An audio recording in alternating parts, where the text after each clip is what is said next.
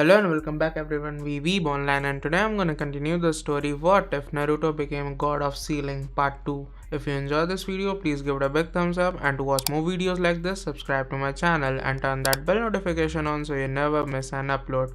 Now wasting no more time, let's begin. After another failed attempt to break one of Haku's mirrors, Naruto was thrown to the ground. He finally got to one, and after putting about 2 of his special explosive tags on it, he was able to take it down. But as soon as it was gone, Haku made another one to take its place. Damn it, Naruto thought of a curse. This won't get us anywhere. The seals I have with me can't stop this garbage. My Tenrin can't get through, and my Byakurai just bounces off of it. My only real weapons are my explosive tags and my cage buncheons, which I use to distract him. He looked at Sasuke and saw that he was also beginning to breathe hard. Naruto thought, we can't keep going like this. Either we'll run out of chakra or he'll kill us. When Sasuke stood up and asked, so, what's the plan, Dobe? He broke Naruto's train of thought. Naruto said in a sarcastic tone, so you're asking the kid you call dope for a plan, huh? I don't think that was very smart of you. Do you agree? Well, why don't you use some of your hidden Fuinjutsu? Sasuke's voice got a little bit harsher as he said this. Naruto told Sasuke, the Fuinjutsu I have with me right now are useless, and I'm almost out of explosive seals. He said it in a way that made it sound like Sasuke should have known, so Sasuke glared at him.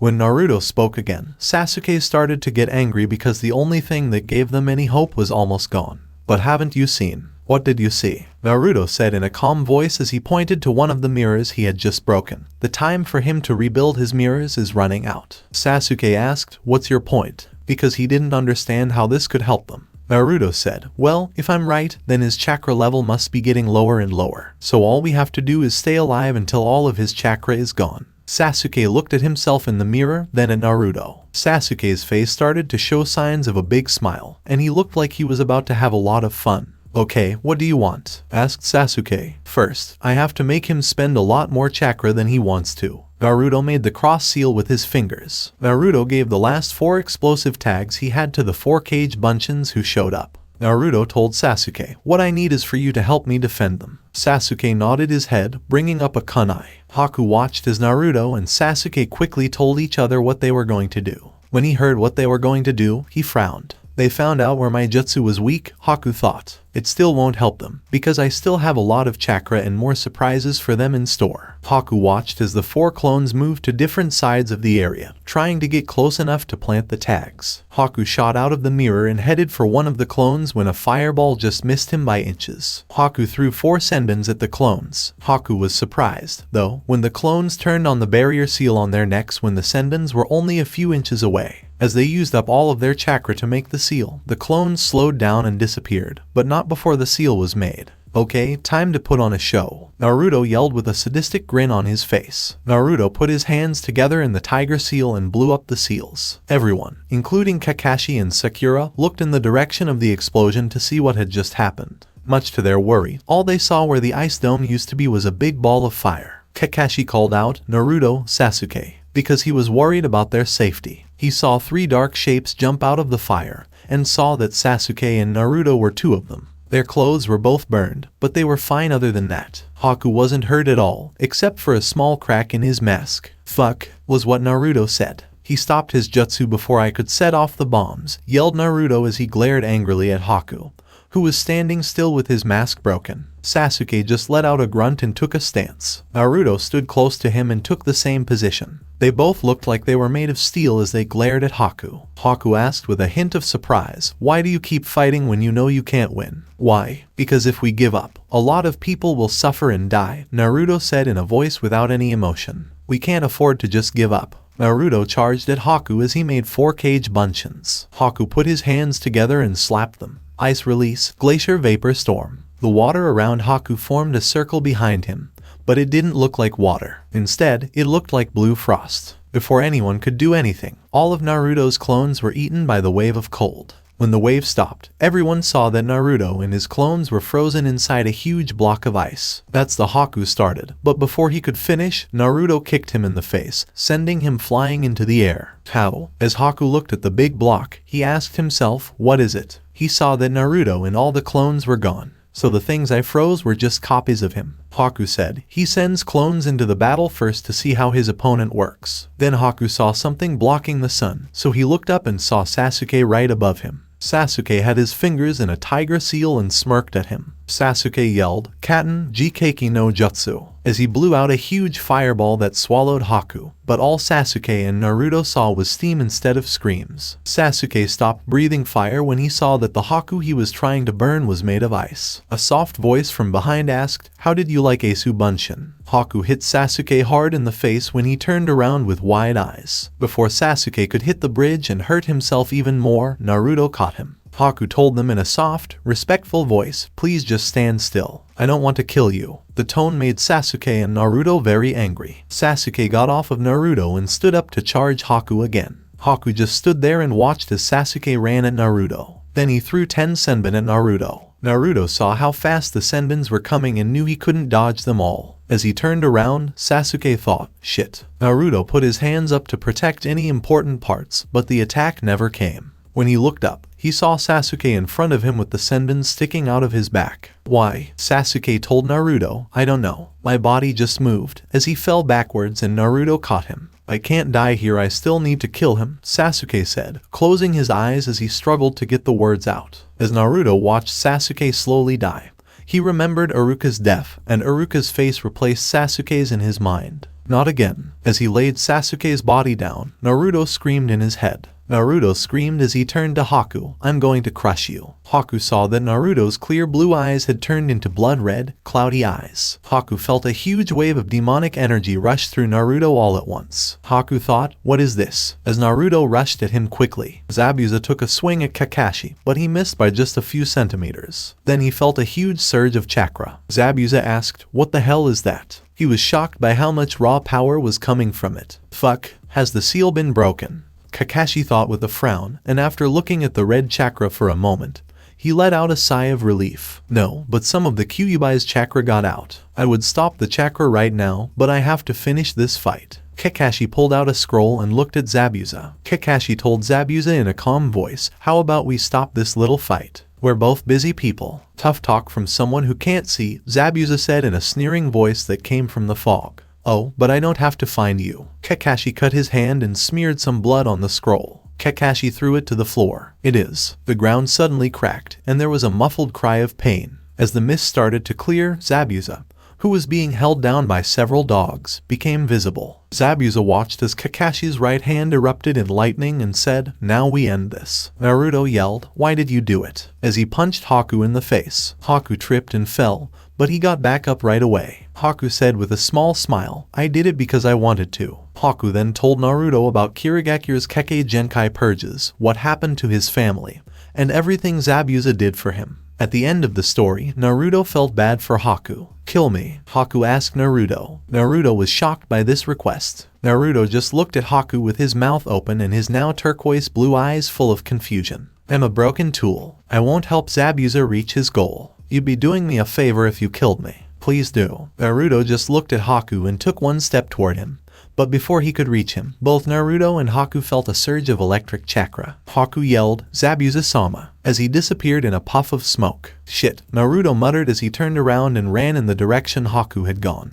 But he felt dizzy and lost. "I won't make it. Goodbye, Zabuza," said Kakashi as he threw out his arm and smiled. Zabuza closed his eyes because he knew he couldn't get away, but the attack never hit him. Zabuza opened his eyes and saw Haku standing right in front of him. He also saw that Kakashi's hand wasn't going through either of their chests. It went right through the purple barrier, which broke apart when it hit. The only thing that saved Haku from Kakashi's electric chakra was that it suddenly stopped working. When his chakra suddenly stopped, Kakashi was surprised to see a chakra suppression seal on his arm. Kakashi cursed in his mind, "Shit, it's stopping the flow of my chakra." Zabuza smiled when he thought he could kill Kakashi, but as he swung his sword, a huge shuriken flew through the air and landed in front of him. He saw that Naruto was on top of the shuriken that kept Zabuza, Haku, and Kakashi from getting to Kakashi. Sakura saw Naruto and was about to say something, but then she saw that Naruto was alone. She looked over to where Naruto had come from and saw that Sasuke was unconscious and lying on the ground. She gasped and started running towards Sasuke, who was still and not moving. Tezuna was right behind her. How could you treat Haku that way? Naruto asked with a hard look on his face. You were going to cut through him like butter. Why? Zabuza sneered at him and asked, why does it matter to you? Because Haku told me about how you saved him, and a bad person would never do something like that, Naruto said, lowering his voice this time. Zabuza just huffed. Zabuza said, he's nothing but a tool to me. Haku looked at the ground with a calm face, and Naruto was mad that Haku didn't show any emotion. Naruto growled at Zabuza, he is not a tool. Damn you, he is a person, and you can't get away from that fact no matter how hard you try. He is Kirigakure no Kijin, and so are you. If he was just a tool, why did you take such good care of him? This made Zabuza look away. Naruto began to talk once more. He told me everything. He told me about how he was chasing a rabbit and fell. He told me that you caught the rabbit for him and gave it to him. A demon would never do that. Zabuza, you care about him, but the question is, why do you hide it? Zabuza opened his mouth to say something, but then he heard clapping not far away. Zabuza growled, Gato, as he fell to one knee. What do you want to do here? Gato said with a cruel smile, what? Didn't I tell you? I don't need you anymore. Bring me that kid in the mask. I want to kill him myself, Zabuza said.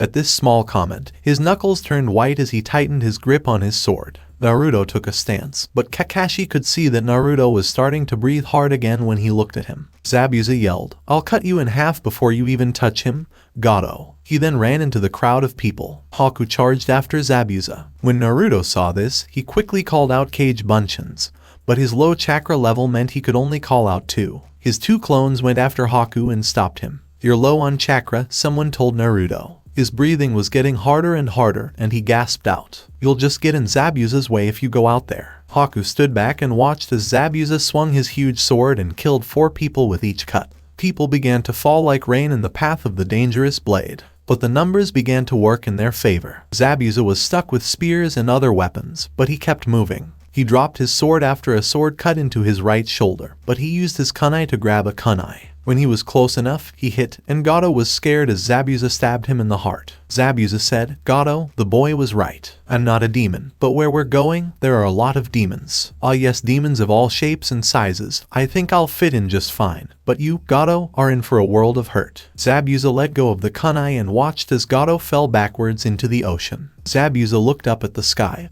then turned around to see the rest of the crowd behind him. They were ready to kill each other with their weapons. Zabuza closed his eyes and thought, I wish I could travel with you one last time, Haku. He opened them when he heard something swishing through the air. Zabuza saw Naruto's huge shuriken cut through the 4 people who were trying to kill him. When the crowd turned around, they saw something amazing. There were more than 20 Kakashi to Naruto. A wave of ice started to form, and the whole village was standing there with weapons like rakes and scythes. Kakashi growled, if you guys are smart, I suggest you run. Before he could finish, the crowd started jumping off the bridge. Soon, Zabuza fell down and landed on his side. Haku ran to his teacher. When Haku got to Zabuza, he was shocked to see how badly Zabuza had been hurt, but Zabuza just laughed. Zabuza said, I never thought it would feel like this. Zabuza-sama. Haku's eyes started to tear up, and Zabuza scolded him. Zabuza said to Haku in a soft voice, I thought I told you, ninja, don't cry. We're taught to have no feelings. Haku said, I'm sorry, with tears still running down his cheek. Zabuza just stood there and watched until he spoke with what little strength he still had.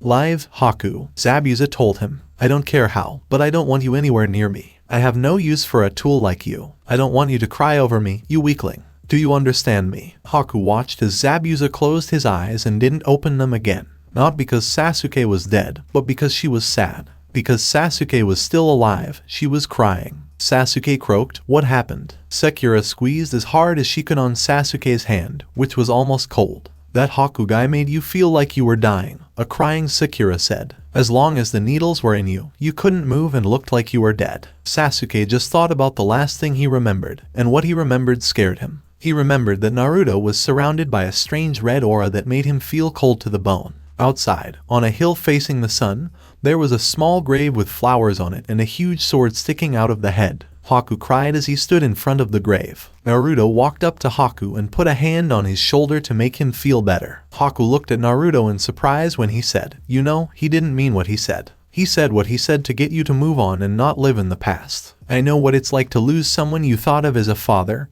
Haku. Haku looked at him like he didn't understand. Then Naruto went on to tell him what had happened to him. You see, my father figure was Iruka sensei, my sensei from a long time ago. When I was tricked into this plot against me, he died to protect me. After that day, I promised myself that I would train to perfect everything about me. I told myself that I would never let anyone have to suffer or die trying to protect me or any of my friends. So it doesn't help to dwell on the past, Haku. Move on and don't let Zabuza. It was nice to meet you, Haku. Maybe we'll see each other again someday. Haku looked at the hand that was being offered and shook it. The two didn't notice that Kakashi was watching them from a short distance and smiling. The villagers broke into Gato's tower after he died and found some things that could help them rebuild their village. The bridge was finally finished after 3 days of work, and Team 7 was saying goodbye when 3 people ran at them. One was named Haku, the other Tsunami, and the third was named Inari. "Wait, Naruto," yelled Inari. When Naruto turned around, he could see that the Tsunami was holding something. Inari and Tsunami asked, "Are you really leaving?"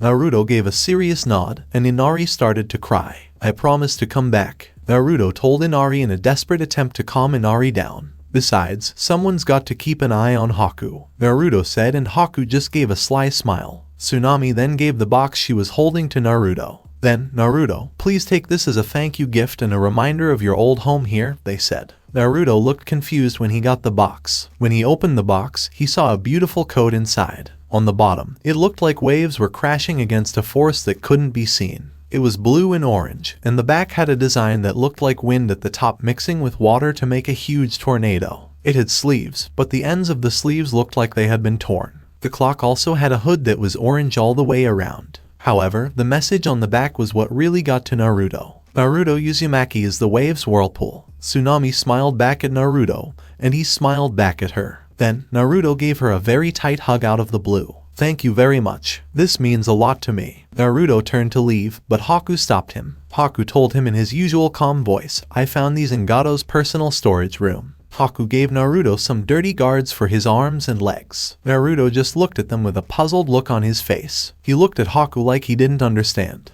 "You might be surprised to find out who owned them," Haku told Naruto with a smile. Naruto took the guards and brushed off the dust. At the very top was the Uzumaki clan seal, and at the very bottom, right below the symbol, was a name. Yuzashio Uzumaki. Naruto was shocked. "However, I thought," Haku said, "that they would have been killed. I don't know how they got into Gato's hands or how they ended up in Gato's tower. The last time I went up there, I didn't see those things." Naruto's grip on the guards got tighter, and he thanked Haku with a smile. "Thanks, Haku." Haku simply smiled back at Naruto. Naruto smiled happily, and his team waved to the villagers as they left. Tsunami said, "Hey, Dad, we still need to name the bridge," which made Tazuna smile. Tazuna said, "You're right, and I think my name is great." Everyone cheered when someone said, "The Great Naruto Bridge." Naruto asked Kakashi, "Why did you let him go?" His face showed that he was interested. "Because I don't know of any bingo book that lists Haku," Kakashi said while still looking at his porn book. "Besides, I saw that you and Haku became friends. You would have fought to keep Haku safe," Kakashi said as he rubbed the top of his head.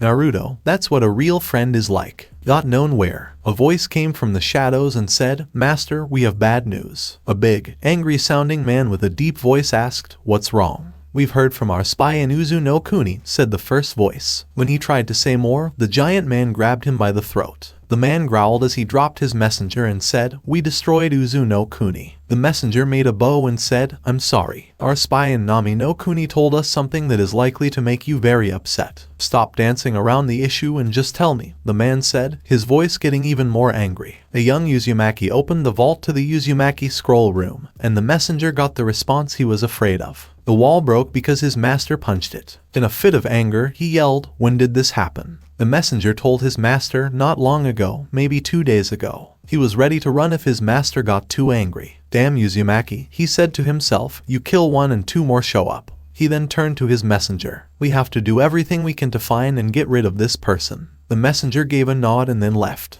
The man yelled, "I'll beat the Uzumakis once and for all." The loud bellow echoed off the building's walls and broke the eerie silence that had been hanging over them. Naruto was proud to wear the Uzumaki clothes that Tsunami and Haku gave him after he decided to wear them. To everyone's surprise, he was getting even more looks of disapproval, and occasionally some stares. Both Sakura and Sasuke were confused by the growing number of looks and stares. Whispers and insults followed Naruto. What the hell is he thinking, wearing such flashy Uzumaki clothes? Naruto did his best to ignore them, but as they walked through Konoha, the insults just got worse and worse. It got so bad that Kakashi had to tell the team to just run to the tower from the roofs. Kakashi turned around and saw that Naruto was hiding his face with his hood up. Kakashi asked, "Naruto, how are you?" He was worried. Naruto looked up and said, "I'm fine." Kakashi saw his smile and heard the happy tone that went with it. How does he take it? Kakashi asked himself with a frown. The team went up to the Hokage's room when they got to the tower. Sarutobi looked up when she heard a sound and saw Team 7 walk in.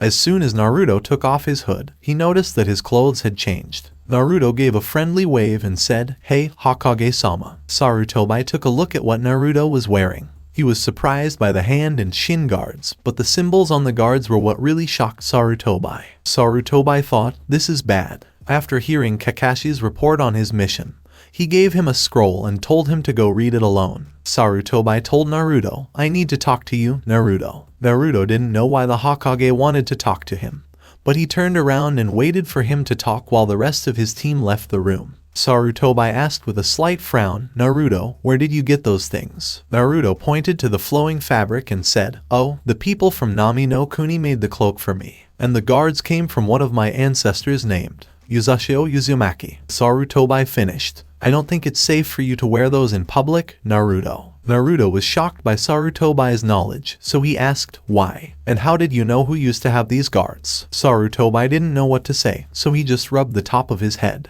After some thought, he decided to tell Naruto a little bit of the truth. Sarutobi said, "Well, Uzashigakure and Konohagakure used to work together. Both the Uzumaki clan and the Senju clan were very close." Naruto asked, with a small frown forming on his face, "How do you know this?" Just then, Sarutobi got up and looked out the window. When he thought about the old memories from more than 15 years ago, his eyes looked far away. "That's because I gave the order to erase all information about the Uzumaki clan and Uzashigakure and seal it all away." Sarutobi turned around and looked at Naruto with a sad face, and Naruto just stared at the old Hokage in shock. Naruto asked, why? He couldn't think of any reason why the Hokage would have sealed all the information about his clan, which was his mother's clan and was now in danger. It was for the best, Sarutobi told Naruto as he sat down and told him in a quiet voice. "If you were from the Uzumaki clan, Naruto, you would have been hunted down. People feared your clan, especially Yuzashio, who was the clan head and cage of the village. The man was known for making Fuinjutsu more powerful to the point that no one could get within 12 miles of him without being spotted. Because of this, other villages began to fear Uzashigakure, and 2 of the villages decided to take action and destroy them. If I remember correctly, Yuzashio was the first person to be attacked so badly that he should have died right away. Even though he was dying, he got up and fought for his village until his last breath. If you want to know how dangerous an Uzumaki can be when they are angry, look no further than Yuzashio." As Naruto took in all the new information, his bright blue eyes grew a little wider. Right before he died, Yuzashio put a seal on his body called Urashish Fuinjutsu. In an instant, only 400 of the 3,000 ninja who were still alive managed to avoid being sealed into Yuzashio's body. He was feared for his use of Urashish Fuinjutsu, and that was just one of the many ways he used it. "Wow," Naruto said in a quiet voice. He made clones of his enemies and sealed them inside them with his seal. Then he blew them up. He even sealed people who tried to sneak their secrets into the forests around Uzashigakure. But despite having such clear battle goals, he had a good heart and even a child. Sarutobi saw Naruto's eyes widen and quickly corrected himself. "But it wasn't you, Naruto. His child was born years before you. If I remember right, it was during the rule of the Nidaime Hokage."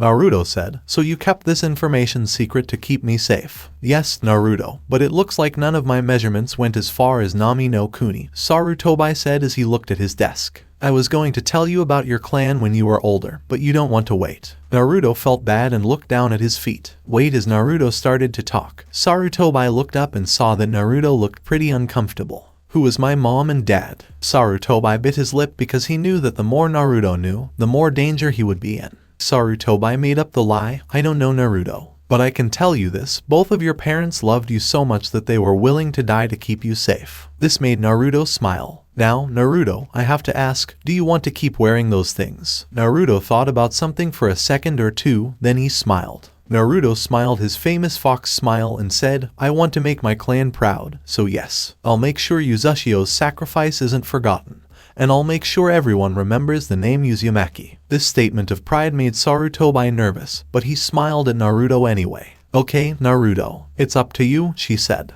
Then she remembered something. Oh, and be careful with those guards you're wearing. Uzeshio was known for putting seals on armor, weapons, and clothes. Since those things used to belong to him, I'm sure he put seals that I can't even imagine. Naruto nodded, stood up, and left without saying anything else. When Naruto shut the door, Sarutobi made a sad face. You should be careful, Naruto, because I have a feeling that things are about to get a lot worse. The only light in a big room came from candles that were strung along the walls. A man in a dark cloak and what looked like a bird's mask said, "Master, we have news." He turned around while leaning heavily on his cane. His body was covered in bandages, which made him look like a weak old man. However, that would be a mistake around this man. Danzo looked at his subordinate and said, "Speak." The man bowed more deeply. The man looked up at Danzo and said, "It looks like the target is getting more and more control over his family. It looks like he's getting better at training faster," Danzo said. He nodded and looked at the candle. "We need to make sure he is safe," Danzo told the root member, who kept his head down. "We need to make sure that he is watched over without anyone noticing. If we can keep them from finding out, we get a strong weapon back." The ANBU root member obeyed by nodding his head and leaving. Danzo thought to himself, "Uzumaki Naruto, you will be the perfect weapon, but first I have to keep you in check. Maybe the council should be told about the Uzumaki." Danzo walked into the shadows and was no longer seen. The pat of his cane on the rock floor of the empty hallway could still be heard. Kakashi said in a serious tone, "Okay, I have a question for you. This is where the Chunin exams are being held, and I need you to let me know if you want to take part." The team took a moment to look at each other before nodding to their sensei. "Okay, you have the rest of the day to yourself. Have fun." Kakashi left, and it was quiet for a moment until Sakura spoke up. Sakura said, "Hey, Sasuke, do you want to hang out?" But Sasuke just walked away without answering. When Naruto saw how sad Sakura was, an idea popped into his head. "Sakura," Naruto said. Sakura looked at him with a little irritation on her face because Sasuke had turned her down again.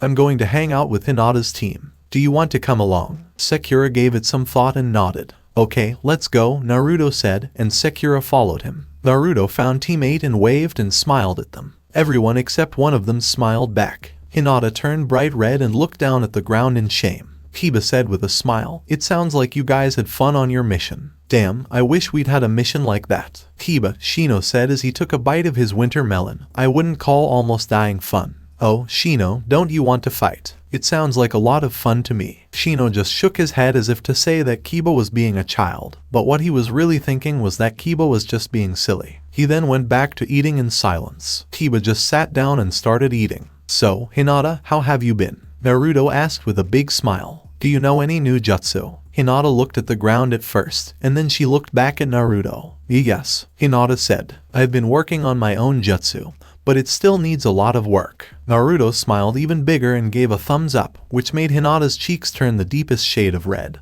all the way to the base of her neck. "Great, Hinata. I can't wait to see it in action." Hinata blushed even more, if that was even possible given how much she had already blushed. Suddenly, a scream echoed through the small dirt path, and Naruto and his friends turned their heads in the direction of the sound. "Look, I'm sorry, I didn't mean to bump into you," Konohamaru said as a kid with makeup picked him up roughly by his shirt. "Yeah, you're sorry, but you're about to be even more." He couldn't finish because someone put a kunai to his throat before he could finish. "I really think you should let him go," a cold voice told him, but it sounded more like a demand or an order. He looked around and saw that a blonde boy had the kunai to his throat and that there were other people close by, some of whom were ready to attack if they had to. "Now," the blonde said firmly. He dropped Konohamaru, and he ran behind a rather annoyed Sakura to hide. "Are you okay, Konohamaru?" the blonde boy asked, keeping his eyes on the purple-faced kid. At this, the little boy gave a strong nod of the head. "From your headband, I can tell you're here for the Chunin exams," Naruto said, narrowing his eyes just a little bit. A cold voice came from behind Naruto and said, "I told you not to make trouble, Kankuro." A blonde Kunoichi who looked like she was with the boy who was wearing makeup gasped and grabbed an extra-large fan she was carrying.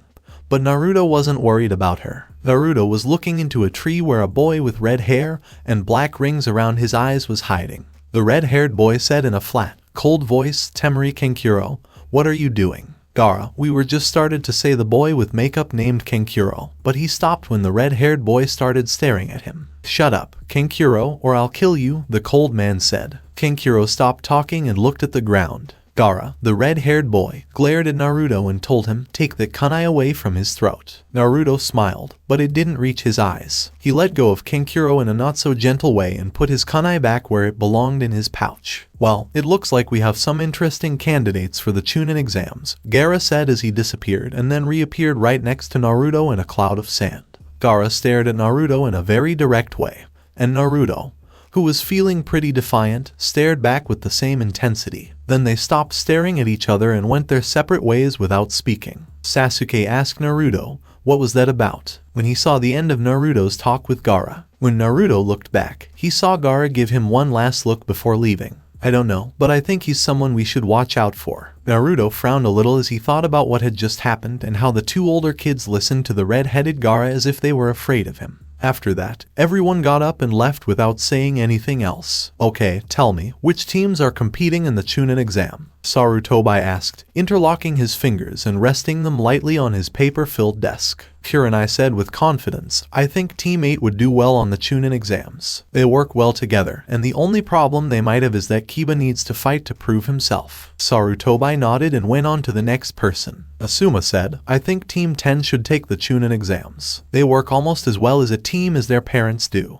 Guy said with force, I think Team 9 should take the Chunin exams. Their youth flames are finally bright enough to blind their opponents, which helped them win. The other Jonin just looked at Kakashi as he said, Team 7 is ready for the Chunin exams. Sasuke is a great fighter, Naruto is good at finding his opponent's weak spots and taking advantage of them, and Sakura is the smartest of them all. Together, these skills will help them pass the test. Sarutobi gave the Jonins a nod and then sent them away. Now, everything is ready for the Chunin exams, said Sarutobi as he looked out his window with a slight frown on his already wrinkled face. But I just can't get rid of the feeling that something bad is about to happen. The next day, as they got close to the room they were supposed to go into, Naruto asked, what was up with that Jinjutsu? I think it's a test to get rid of people quickly, Sasuke said as he took the door handle and opened it. When the door opened, there were ninja from many different countries in the room. Also, they were all giving the three newcomers, fierce looks. Wow, there are a lot of tough-looking people here, Naruto thought as he looked around and saw Hinata's team coming toward them. Hey, guys. Hinata, Kiba, Shino. Shino was looking at a bug, so the rest of the group smiled.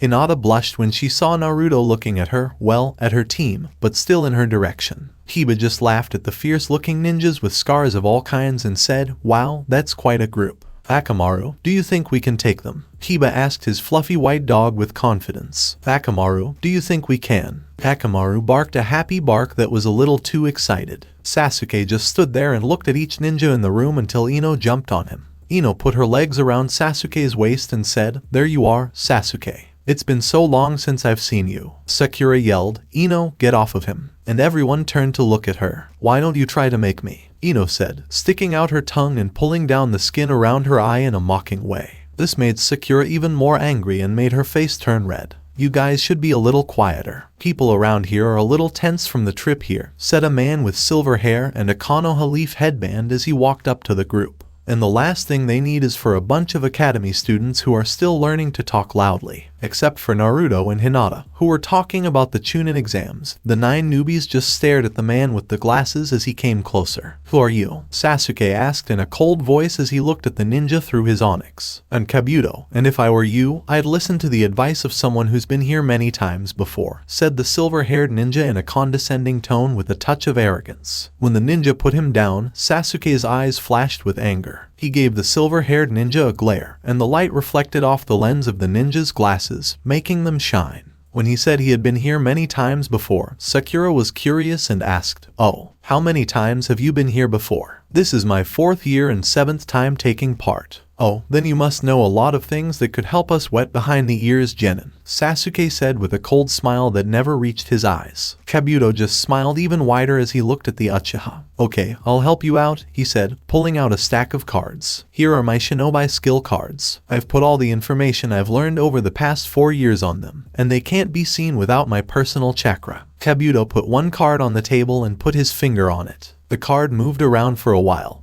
and then it showed how many teams from each village were taking part. This made Sasuke think of all the things he could learn and give him a cold smile. Do these cards also have information about each fighter? Kabuto asked Sasuke, glare from his glasses making the light shine on his face. Yes, they can, but my collection isn't even close to being done. So, Sasuke said, tell me everything you know about Rock Lee from this village and Gaara from Sunagakure. Kabuto seemed to be pouting. You know their names and where they come from? Kabuto said as he took out 2 cards. That makes it too easy, he said. He put down 1 card, and it started to turn. Okay, let's start with Rock Lee. He's done 20D rank missions and 11 degrees Celsius rank missions. His sensei is Might Guy, and his teammates are Neji, Hyuga, and Tenten. This is also his first time at the exams. He's pretty good at Taijutsu, but he doesn't seem to know much about ninjutsu or genjutsu. Sasuke just gritted his teeth in frustration because the information didn't really help him figure out the special moves Rock Lee might throw at him. What about Gaara? Kabuto's voice trailed off. All of a sudden, 3 dark shapes came straight at Kabuto. When one of the figures threw a powerful punch with a gauntlet arm,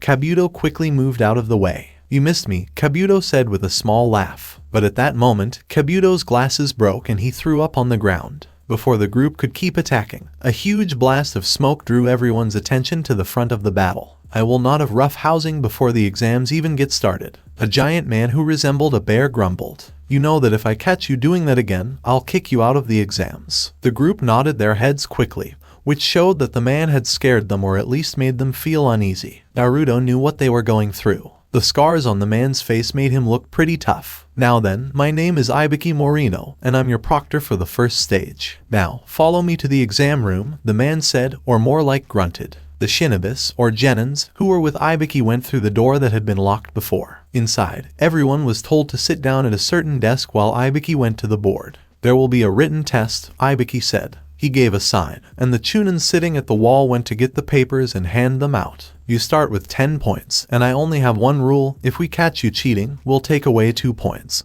And if we take away all 10, you'll be kicked out of the Chunin exam. Start. Naruto looked at the paper and saw that no genin could answer any of the questions. Naruto looked around and saw people cheating to get the answers. That's when Naruto felt it. Naruto thought to himself as he frowned. The questions are too hard for anyone to answer without cheating. Naruto looked around and saw people trying to figure out the test. Some of them were pulling their hair out of frustration, and others were frowning very hard as they tried to answer the hard questions. This test wants us to cheat, but we can't get caught. Now that I know what this test is really about, the question is, how do I cheat? Naruto's only weapons were his cage bunchins and his fuinjutsu, but his fuinjutsu didn't help him at all in this situation. None of the seals that Naruto made were used to find out information. Then he saw Hinata move, which caught his attention. She moved her paper where he could see it. Naruto looked at Hinata, which made her smile and turn a deep shade of red from her blush. Naruto thought, okay, I have the information I need, but I need to find a way to distract these proctors so I can get the information I need.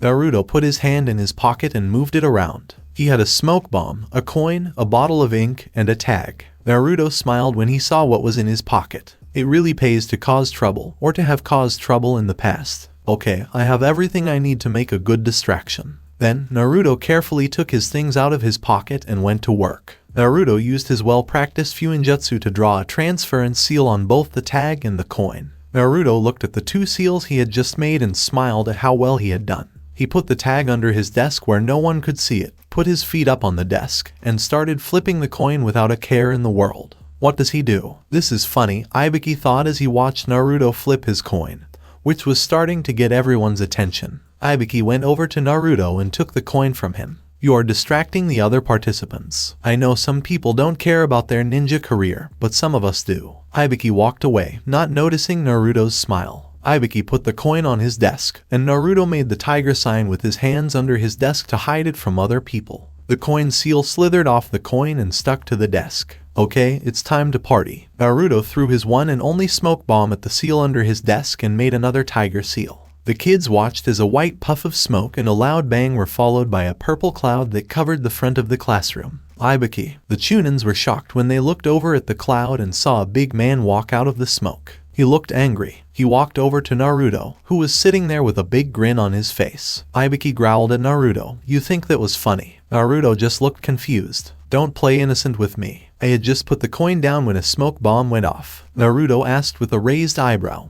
"And how or why would I do that?" He was laughing so hard inside at the little trick he played on the man that he couldn't hide it. "Of course, to cheat," Ibiki said. He looked down and was surprised to see that the page was still completely blank instead of half filled out, as he had expected. "I'm sorry, Ibiki-sensei, but I didn't do it," Naruto said in his most innocent voice to the angry Ibiki. Naruto got up and stood still while Ibiki searched him and his desk. Ibiki grumbled because he couldn't find a single piece of evidence that would have pointed to Naruto as the criminal. Naruto asked with the same innocent voice, "Can I sit down? I really need to fill out my answer sheet." Ibiki gave Naruto a dirty look. But since he had no proof that Naruto was cheating, he let Naruto sit down and continue the test. Naruto looked over at Hinata, who was just smiling as she moved her paper out of sight. Naruto filled in the answer by thinking back to Hinata's answer sheet, which he had seen when the disruption happened. Ibiki called time just as Naruto finished the last answer, which was the 9th answer. Ibiki said loudly, "Now, we'll move on to the 10th and last question."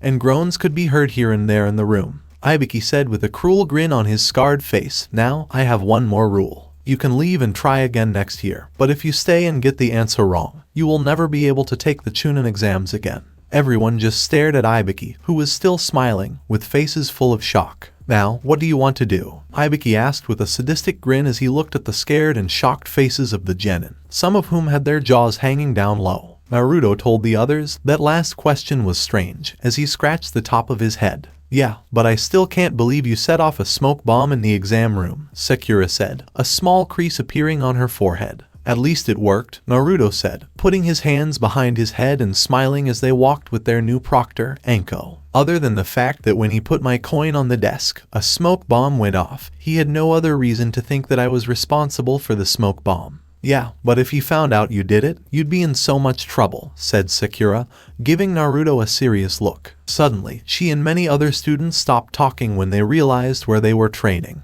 "Welcome to the training ground 44, Anko said with a sadistic smile. "This is also known as Shinomori." Denpa yelled, "We're back," as they entered a small hut, and Ishiki hit him on the head in response. Denpa complained, "What was that for? You don't have to yell, baka." Ishiki frowned at Denpa, who was acting like a child. Denpa started to defend himself, but a cough got their attention before the two brothers could fight. They stopped on a dime and gave an old man a formal bow. "How did it go?" asked the old man as he slowly sat down. Denpa replied as he leaned against a tree, "It went well. As you asked, the items were given to the Uzumaki." He looked at them with a happy smile and said, "Great. How are the Uzumaki doing?" Denpa and Ishiki smiled cheekily at each other as they looked at each other. Ishiki told the old man, with a sly grin, "Don't worry about him." Denpa joined Ishiki and said, "We're keeping an eye on him." He had the same sly grin on his face as Ishiki. "Then maybe the Uzumaki clan does have a chance to come back," the old man said, which made him cough for a while. Ishiki walked over and picked up the old man. "Maybe you should go inside and wait." Denpa walked over and helped his brother pick up the man,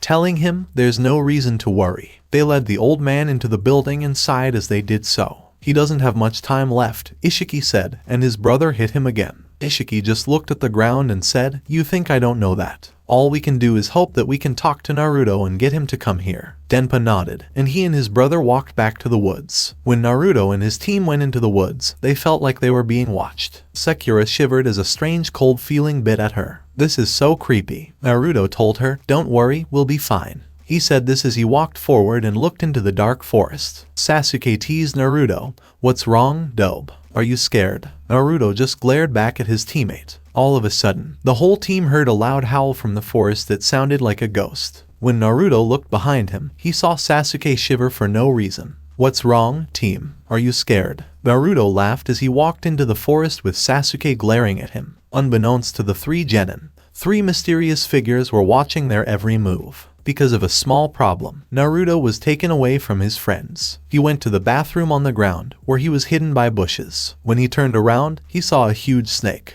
When Naruto saw the snake looking at him, his eye got smaller. Just as the snake lunged, Naruto used Kage Bunshin to throw himself into the nearby trees. The snake ate the Kage Bunshin, which made Naruto smile even though the snake turned its head toward him. Snake opened his mouth, let out a low hiss, and smoke came out of it. Naruto thought, it's a good thing I brought my Shaokyaku Fuinjutsu, as the snake started to thrash around until it released a cloud of smoke. Summoning, Naruto suddenly realized, and that's when he started to feel sick to his stomach. What's wrong, Sasuke-kun? Asked the snake-like man standing in front of Sasuke and Sakura. Is this how much power the Uchiha clan has? Sasuke clenched his teeth in anger, and a huge jet of flame roared toward the snake man. The snake man was able to jump out of the way, though. Orochimaru, which was the snake man's name, looked up and frowned for a second, but then he quickly smiled. Sasuke didn't know why he did that. Orochimaru said, well, I thought you'd be in my snake's stomach by now. Sasuke didn't know who he was talking to, so he didn't know who Orochimaru was talking to. That big lizard was yours, huh? Out of nowhere, Naruto stood in front of Orochimaru and his team. He looked back and saw that his team had been hurt. Did you do this to them? Naruto asked in a threatening tone, which surprised Sakura and Sasuke. Orochimaru laughed when he heard how Naruto spoke. Orochimaru said, so what if I did? Naruto gave him a mean look, and for a split second, Orochimaru thought he saw the Kyuubi in the Jinchuriki's eyes. He had a point. Naruto's eyes were changing from blue to red slits, and Sasuke could feel the same feeling he had on the bridge coming off of Naruto in big waves. Naruto said to Sasuke through clenched teeth, Sasuke, get Sakura to a safe place. Then Naruto jumped off the branch and went straight for the snake that Orochimaru had called. Orochimaru smiled, spat out a long sword, and swung it through Naruto, but it was just a copy. When Orochimaru turned around, he saw 3 more clones of Naruto charging at him, but he just cut through them again, his sadistic smile getting bigger. Orochimaru said with a smile, you're using Kage Bunchins for 2 reasons, which made Naruto curse. 1. To try to distract me long enough for your friends to get away. 2. To check me out so you can plan a counterattack. But I'll tell you one thing, neither of these ideas will work. Sasuke came out of nowhere with his fingers in the tiger seal and his blood red sharing and on fire. Sasuke, don't. Another Naruto came out of the tree and started running toward Orochimaru and Sasuke. Katen, Jikeki no Jutsu. Sasuke spat out a big fireball, caught Orochimaru,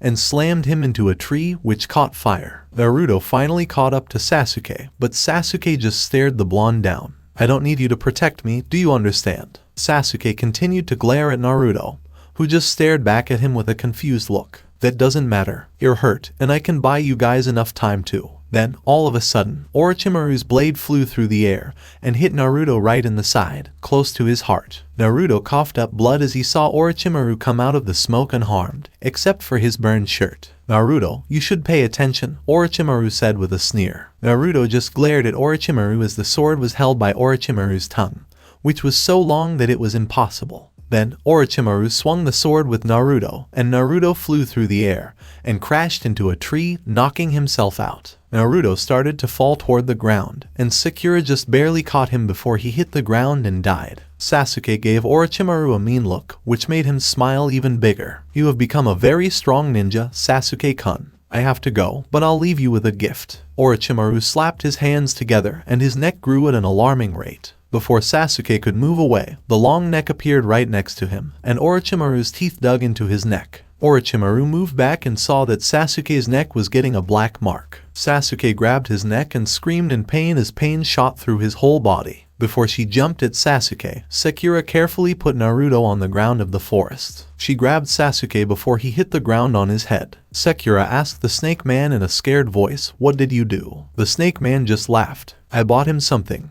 Orochimaru just stepped back into a tree and, with a twisted smile on his face, started to sink through the bark. Sasuke went limp in Sakura's hands, but he was still breathing. She put Sasuke's arm around her neck and jumped down to where Naruto was. She landed next to Naruto in the hollowed-out tree. She went to check on Naruto and saw that the wound he had was no longer there. Sakura thought, that's not possible. There is no way someone should be able to heal that quickly. When Sakura took off Naruto's cloak, vest, and shirt, she saw that he was not hurt at all. I'm sure that he hurt himself. After searching Naruto for any sign of injury and failing, she turned her attention to Sasuke, who was shaking like he was running a fever. Sakura said softly to Sasuke, hold on, I'll go get some water. Sakura left and returned several minutes later with some water in some bottles. She poured the water onto a rag and draped it over Sasuke's head to keep him cool. I guess I'm taking first watch. Sakura looked out the hollow tree, not seeing the eyes that were watching her every move. The best luck went to Team 8. When they began, they set up a trap.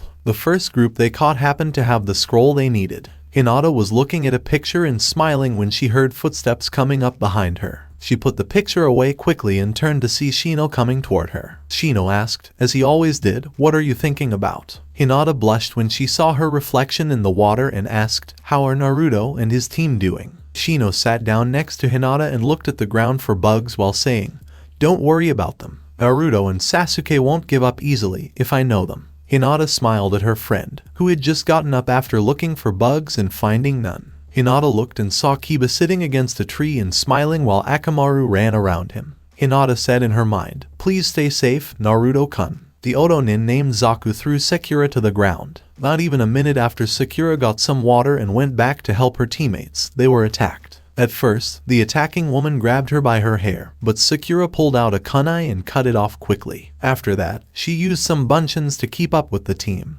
But as soon as she landed on Zaku's arm, he punched her off. Rock Lee came out of nowhere to help, but Dasu was able to stop him by sending a sound wave into his inner ear and bursting his eardrum. Sakura watched as Kin smiled as she walked toward her. "I guess it's time for this to end," said Sakura in a soft voice. As soon as she said those words, the whole area was covered in thick, evil chakra. When they all looked back, Sasuke was standing on his own with the Sharingan on and purple chakra all around him. Sasuke looked at the people in front of him as black marks moved up the left side of his face. He looked and saw that Sakura had been hurt badly. "Who did that to you, Sakura?" The anger and rage in Sasuke's voice was thick. Even though Zaku could feel power coming from Sasuke, he smiled. "I did it, so what?" Zaku immediately regretted saying anything as Sasuke vanished and delivered a swift brutal punch to Zaku, causing him to fly into a tree. Dasu and Kin tried to go and help their teammate when Sasuke began to speed through hand signs. Katen, Hosenka no Jutsu. Sasuke spat out tiny fireballs that went straight towards the two Otonin. The two tried to avoid each other, but Kin got hit by Sasuke's kick. When Sasuke looked at his hands, he started to laugh like a crazy person. "All this power is just flowing through me." Sasuke looked at Dasu, who laid his scroll on the ground. Dasu begged, "Save me and my team, and you can have the scroll." Dasu just watched Sasuke shake his head. "Sorry, too late." Sasuke began to approach the three nins, but was stopped when Sakura hugged him from behind. Sakura begged Sasuke to stop as the three ninjas took their chance and ran away, leaving their scroll behind. "You won now, please stop." Sasuke looked at her and seemed to calm down as the purple chakra and black markings disappeared. After he suddenly let go of his power, Sasuke took a few steps back. "Sorry, Sakura. I guess I kind of lost it there for a second." Sasuke told her but thought about something else. "All that power running through me. It was great. Whatever that snake did, it made me stronger." The two of them heard a groan and looked to see Naruto sitting up rubbing the top of his head. Naruto looked around and saw that he didn't have his vest, shirt, or cloak on. What happened? Naruto looked between Sasuke and Sakura, and right before Sakura could speak, Sasuke shook his head and mouthed the words "don't tell." Sakura smiled at Naruto and said, "We had to check your injury, which is why your top is off." Naruto looked around and saw Sasuke pick up the scroll that the Otonin dropped. Naruto asked, "What's that?" as he stood up and put on his clothes. With a smirk, Sasuke told him, "It's our ticket inside that tower." Sasuke showed the other scroll that his team needed to finish the test with pride. Naruto jumped up and down with joy, Sakura smiled, and Sasuke just shrugged. Sasuke thought, one step closer to getting even. Location unknown. A mysterious figure with a deep voice asked, "So, have you found the Uzumaki?" "Yes, he seems to be in Konohagakure," a polite man replied. The strange figure seemed angry when he heard the name of that town. "We can't just walk up to the village. We need to be careful." The figure stood up and started to pace. "We have to wait until he's totally alone, and then he's ours." The figure punched a nearby wall, which fell apart and showed an Uzumaki symbol on a flag covered in blood and burns. "When I kill you this time, Uzumaki, I'll make sure you stay dead." He took the flag from the wall, ripped it off, and set it on fire. He just stood there and watched as the flag slowly turned to ash. Naruto and his team were running through the forest, watching their every step. After Naruto got dressed, the others went to check on Rock Lee, who was still out of it. They stayed with him until he woke up. When they asked if he could stand, he jumped into the air and yelled something about the flames of youth. He ran away before they could ask if he could get back to his team. When three people ran into them, they got scared, but when Naruto looked closer, he saw that it was Hinata's team. Sasuke and Sakura tried to stop Naruto, but he kept running with a smile toward them. "Hey, guys," someone said, and the whole team turned on a dime and changed their stances. "Wow, you guys are really jumpy." Naruto slowly stepped back and smiled nervously. Shino told the blonde, "Sorry, but this is a test where it's every man for himself," as bugs crawled out of his clothes. Even Hinata kept her distance, but she still smiled at Naruto and blushed a lot. "So you guys don't trust me?" The group simply tightened up their stances. "Judging from how you're not attacking, I would go as far as to say that you have all your scrolls." Hiba's facial expression was all Naruto needed to confirm his suspicion. "Don't worry, I'll keep our secret safe. My team was just going to the tower, too. Why don't we go together? You know what they say, safety in numbers." "Oh, and how do we know you don't plan on stealing our scrolls?" Shino asked. Naruto put his hand in his pocket and pulled out the 2 scrolls. "Why would we?" Naruto asked. Sasuke and Sakura dropped out of the tree all of a sudden, and Sakura punched Naruto in the head. "What are you doing?" Sakura screamed at Naruto, who was slightly off from the punch. "You don't show what you have to your enemies." Teammate just laughed as Sakura kept shaking Naruto around like a rag doll. Then Hinata did the same thing, which showed that they both had scrolls. "Hinata, why did you do that?" Hiba said in a horrified voice. Hinata stuttered as she looked at the ground and pressed her fingers together. "Because Naruto has a point. It would be safer if we traveled to the same place together." Hiba was going to speak once more when Shino spoke up. Shino looked at his 2 teammates and watched as Naruto got up off the ground and said, "It makes sense to work together." "Cool. So it's decided we'll go to the tower together." Naruto began to walk towards the direction of the tower with a smile on his face. The group walked toward the tall building, but everyone was looking at someone else except for Naruto, who was looking at the tower, and Hinata, who had a bright red blush on her face and was looking at Naruto. After reaching the tower, the teams opened the scrolls to find a different person popping out of the scroll in front of them. Kurenai was it for Team 8, but Genma was it for Team 7. They told the Genin what they thought this test was all about. After a little more time, more teams started to show up. Then Sarutobi came out of nowhere and looked at the group, which was all hurt and covered in dust. "Now, before we move on to the next part of the Chunin exam, please speak up if you don't want to continue." Sarutobi watched as a few people raised their hands and left the tower. "Now, we can start, but since we have such a big group this year, the last test of the Chunin exams will be split into 2 parts," he said. This made a lot of people groan, but when Sarutobi raised his hand, he went on. "This test is to see how much you've learned and how well you can beat your opponent. I'll let Hayate explain the rest." Hayate did just that and told everyone what the rules were. "Does everyone understand the rules?" Hayate looked around and saw various people nod their heads. "Okay, let's find out who goes up first." Everyone looked up at the screen and saw different names run through it until it stopped at 2 names. "Zaku Abumi versus Naruto Uzumaki," Hayate stated loudly. When Naruto looked over at Zaku and smiled at him, Zaku just gave him a dirty look. "Is the participants ready?" Hayate looked from Zaku to Naruto, who both nodded their heads. "All right, begin." Hayate jumped back, which was a good thing because Zaku showed Naruto his palms as soon as Hayate said those words. "Zankyua." Naruto watched as wind pressure was being blown towards him and other cage bunchins that he created. Zaku could see and hear the explosion when the pressure wave hit its target. Zaku said with a proud smile, "1 down, 2 to go." Zaku turned, but when he saw Naruto going for a kick to the head, he had to duck. Zaku jumped up and swung his arm toward Naruto, but Naruto took a red seal out of his pouch. Naruto smiled at Zaku and said, "If I hadn't dodged that, I would have lost a lot more than this match." Naruto looked at the red seal he had just pulled out and said, "I'd love to know how this works." Zaku frowned even more. "Well, if you like that, then you'll love this." Zaku began to absorb more air pressure. Extreme decapitating air wave. Zaku fired off a much larger version of his previous attack which soared towards Naruto,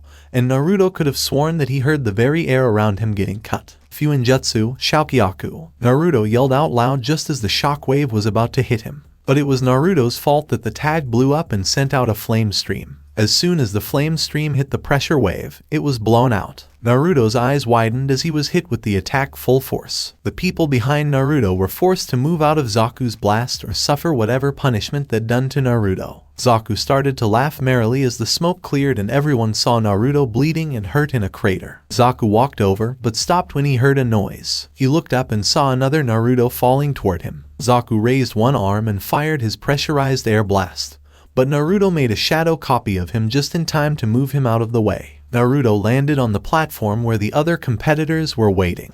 Naruto pulled of his cloak and threw to Kakashi, who caught it. "Keep it safe, sensei. I don't want to trash it," Naruto told his sensei as he jumped down to the floor below. "Now where were we?" Zaku set his teeth together and raised his arms again. "Oh, yes, now I remember that you lost," Naruto said with a smirk to Zaku, who was still angry. Naruto charged just as Zaku launched another attack. Even though Naruto moved out of the way of the blast of air, he still got a cut on the side of his face. Naruto made 4-Kage Bunshin. It looks like he can control air pressure with those pipes on his hands. I need to find a way to plug those holes up. Naruto sent the clones in to try and get close to Zaku to allow Naruto to make his long-range abilities ineffective. When Zaku saw this, he jumped backwards and shot the copies of Naruto away. "You can't beat me like that." Zaku smiled as he took aim at Naruto, who smiled. What does he have to smile about? Zaku decided it didn't matter and blasted Naruto, but the Naruto he hit turned into smoke. When Zaku turned around, Naruto was grinning at him. Zaku turned around, already charging his air pressure, but Naruto grabbed his wrist. Zaku fired, hoping to blow Naruto away,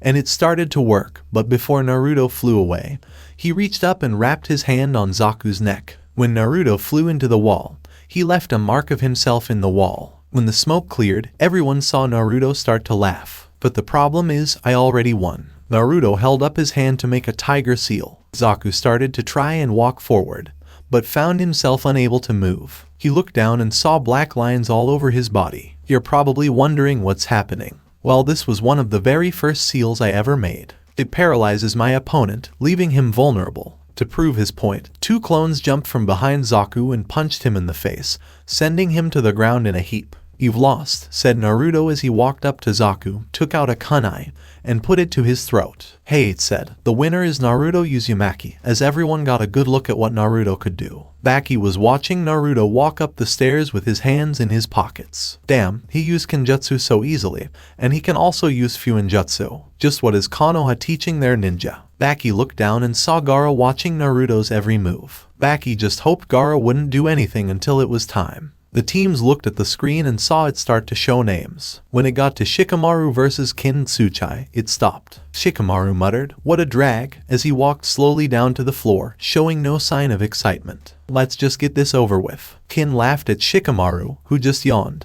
"What's wrong? Are you afraid of getting beat up by a girl? Begin." Height swung his arm and watched as Kin threw some senbon at Shikamaru, who lazily dodged to the left, but still got stuck with a senbon in his shoulder. Shikamaru said as he pulled the senbon out of his shoulder, "So you're doing something similar to the Kage Shuriken no Jutsu. But instead of Shuriken, you use senbon." This brought a frown to Kin's face. "So you figured it out." Kin just reached into her pack and pulled out 3 senbon. "But that won't save you from the sound." Shikamaru was confused by what she meant until he heard a bell ringing. Shikamaru put his hands over his ears, but he could see Kin shake her head. "That won't help you, because it's already in your head," Shikamaru said as he watched Kin split into 3 pieces. "Now you can't beat me." Kin went to throw her senbon, but stopped. Kage main no jutsu success. Shikamaru looked up with a smile. He stood up, moved his right arm, and then watched Kin do the same thing. "Good, now time to end this troublesome game." Shikamaru reached into his pack and grabbed a shuriken, but Kin did the exact same thing. Game, set. Shikamaru threw his shuriken and Kin did the same thing. Shikamaru leaned his head back as hard as he could, and Kin did the same. However, she hit a wall instead of nothing. Shikamaru let his shadow slide back to him as Kin slid off the wall, out cold. "Match," Height said, and Shikamaru started to walk up the stairs. Naruto patted Shikamaru on the back as he walked by. "Good job, Shikamaru." Shikamaru just yawned. Naruto turned back and saw the names of Sasuke and Yoroi on the board. Naruto turned to Sasuke and smiled at him. "Good luck, Sasuke," Naruto said. Sasuke turned and looked at Naruto for a split second before starting to walk down to the arena. The way Sasuke looked at Naruto made him a little nervous. What was that about? Naruto looked and saw Sasuke take up a fighting stance. Denpa and Ishiki were looking at the old man who seemed to be shivering from some unseen cold. The old man gave a wave to the 2 of them, and they politely walked forward. "We need to find them," he said in an uneven voice. "Find who?" Denpa leaned in close with sad look on his face. The old man leaned forward and whispered into Denpa's ear. Ishiki looked and saw that his brother's eyes were wide with surprise. When Denpa looked at the old man, he had a look of hesitation. Denpa asked, "Are you sure about that?" The old man nodded his head, then closed his eyes and went to sleep. "What did he want?" Ishiki called out, only for his brother to look at him with a small smile. We need to go to Nami no Kuni. This was all Ishiki needed to know. Well, if that's the case then, we'd better get a move on. Ishiki threw his brother a cloak while he put his on. Let's go. With that, the two of them left the cabin and headed towards their destination. After his match, Kakashi took Sasuke to the hospital to take care of him. The next match after that was Sakura vs Ino, which ended with neither of them winning. Then came Kiba vs Shino, and right off the bat, Kiba charged, which only got him trapped amongst Shino's bugs. After a while of the bugs taking away their chakra, he and Akamaru gave up.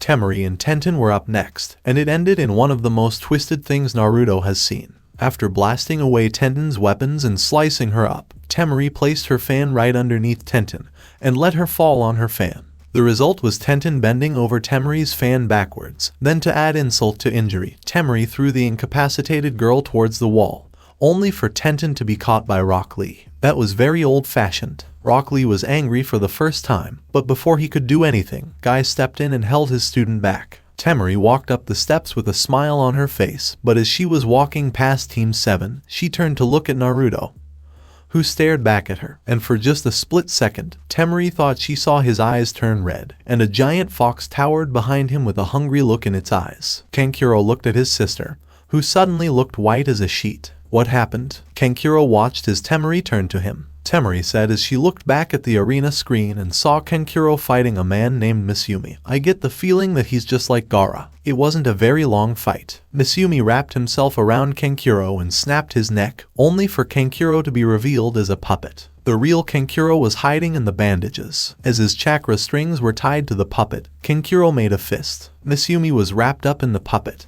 and except for his neck, every bone in his body was broken. Hinata was nervous about the next match because she was going up against her cousin, Neji. Naruto walked up to Hinata, patted her on the shoulder, and gave her a smile to cheer her up. Neji scowled at Hinata as she walked down to the arena. What are you doing? Hinata looked at Neji, who shook his head. Hinata looked up and saw Naruto give her the thumbs up. You can't be serious about fighting me, she said. She took a fighting stance while activating her Byakugan. Her eyes, she's not the same as before. Neji looked at Naruto, who smiled at him. Did he do something to help her? Neji didn't worry about it and took up his own stance.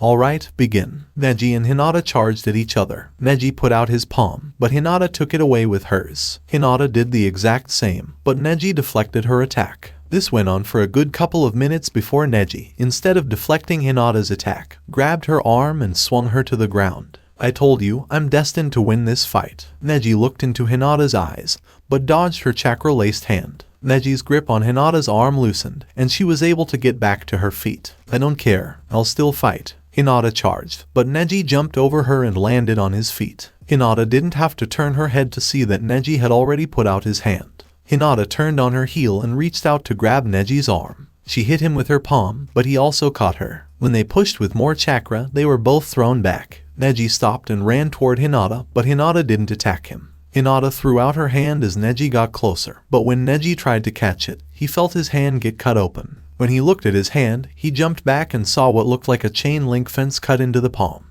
When Neji looked at Hinata's arm more closely, he saw that her whole right arm was dancing with sharp chakra. Neji said to himself, she's putting sharpened chakra on her arm to cut into me. That could be a problem if she hits me with it, Neji said. He ran at her again, but this time he went in a zigzag pattern. Hinata followed Neji as he came closer and closer, but just as she threw her arm, Neji jumped. Hinata turned around to face him, but Neji slammed his hand, which was filled with chakra, into her back, pushing her into a wall. Neji started walking toward her until he saw two pictures on the floor. Neji picked them up and looked at the first one to see Hinata standing with Hayashi, her mother, and Hanabi. He looked at the other and slightly glared and smiled at the sight. Neji showed Hinata a picture of Naruto and her at Ikaraku's at night. The only thing that was different was that Naruto was giving Hinata a kiss on the cheek, which made her blush. Hinata's eyes widened as Naruto cursed. Hinata felt around her jacket and found nothing. Give that back. Hinata looked at Neji with a slight glare. I wonder if Hayashi knows about your little love affair with the village's pariah. Neji jumped backwards as Hinata slammed her hand on the ground right where Neji was. I said, give it back. This time there was danger in her words. If you want it, come and get it. Neji said this as he put the picture into his shirt with a smile. Hinata charged, doing the one thing Neji wanted,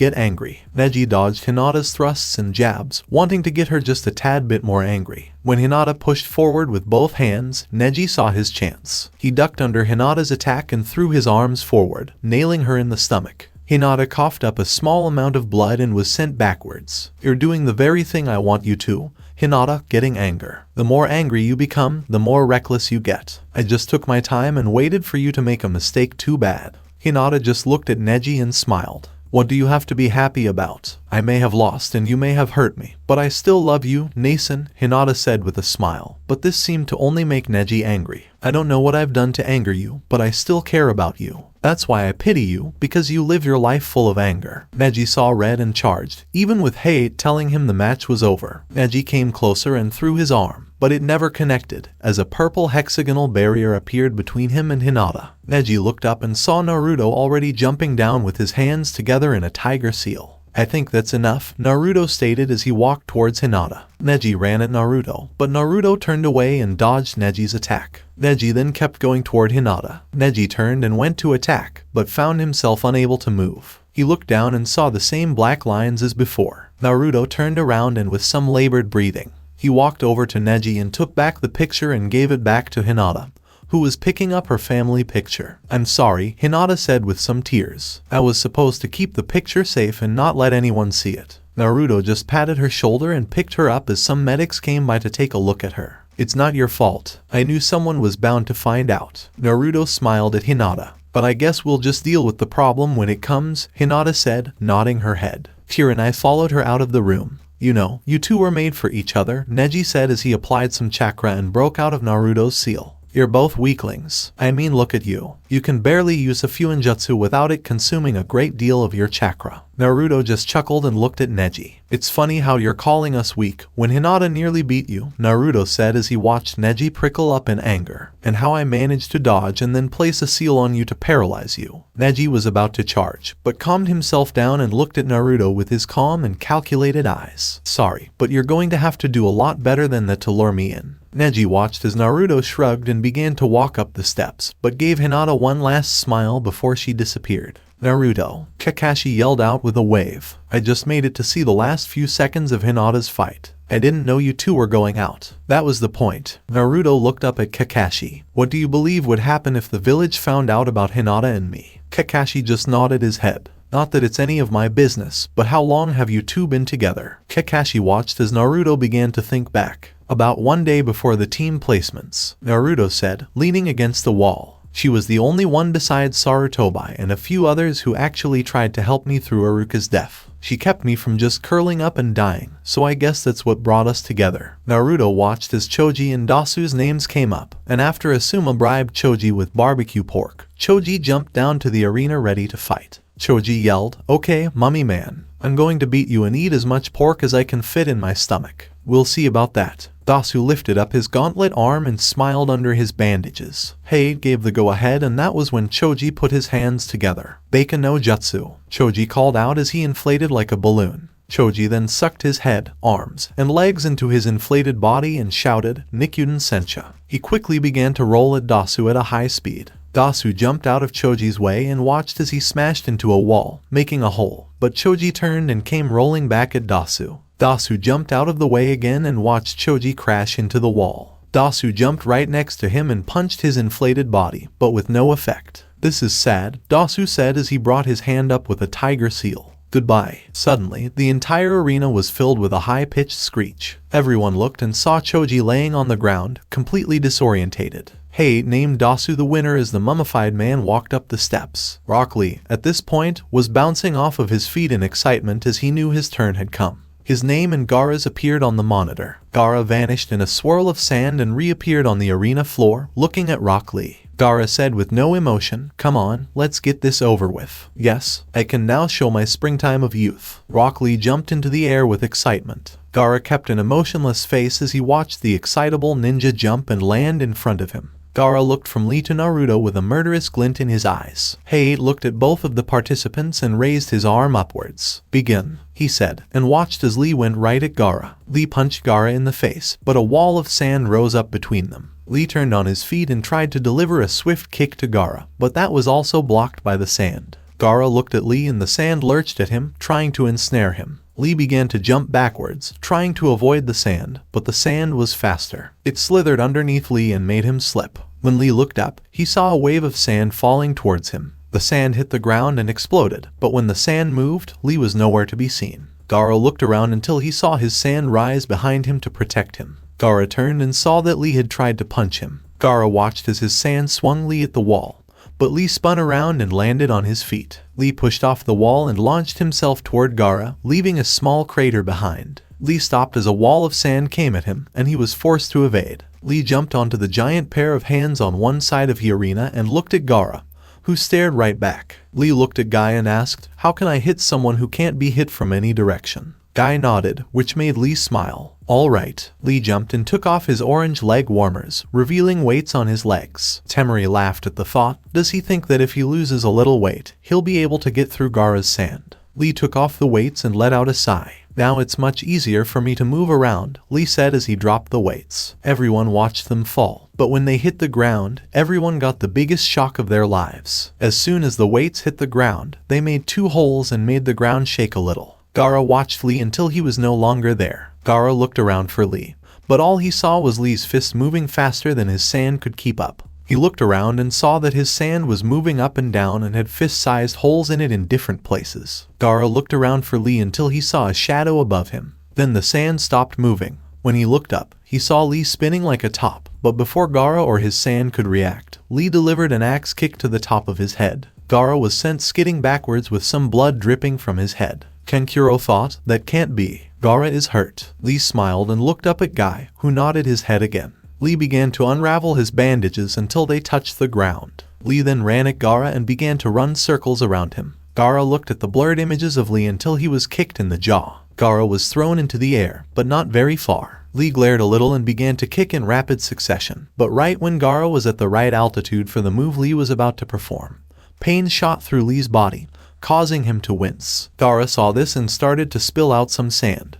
But before he could do anything with it, Lee wrapped him up in his bandages and started to spin very fast toward the ground. "Almost wrench," Lee shouted just before the 2 of them hit the ground. When the 2 of them did hit the ground, a giant explosion sounded out, and a giant cloud of dust and rock shot upwards. Gaara Temery thought to herself, feeling little worried for her little brother. Naruto looked as the smoke started to clear and saw Lee slowly crawling out of the crater and Gaara standing straight up with his head in the ground. He said, "Such power." "I did it," Lee said. He was about to relax when he heard laughter behind him. Lee turned around and saw Gaara rising out of the ground with sand pouring off of him, while wearing a very disturbing smile. Gaara sounded sad when he asked, "Is that all you've got?" Gaara licked his lips and said, "I was hoping to play with you a little bit more." Lee just stood there and watched as a wave of sand came right at him. Naruto was now walking toward the only place he wanted to avoid at all costs, the Hyuga household. After Gaara broke Lee's leg and arm, the doctors carried him out of the arena. Sarutobi said that the next part of the Chunin exams would happen in a month, giving the candidates time to learn a new trick. They passed around a bag with a number in it, and the number told them who they would face. Neji ended up being Naruto's opponent in the first battle. When Naruto went to see Hinata in the hospital,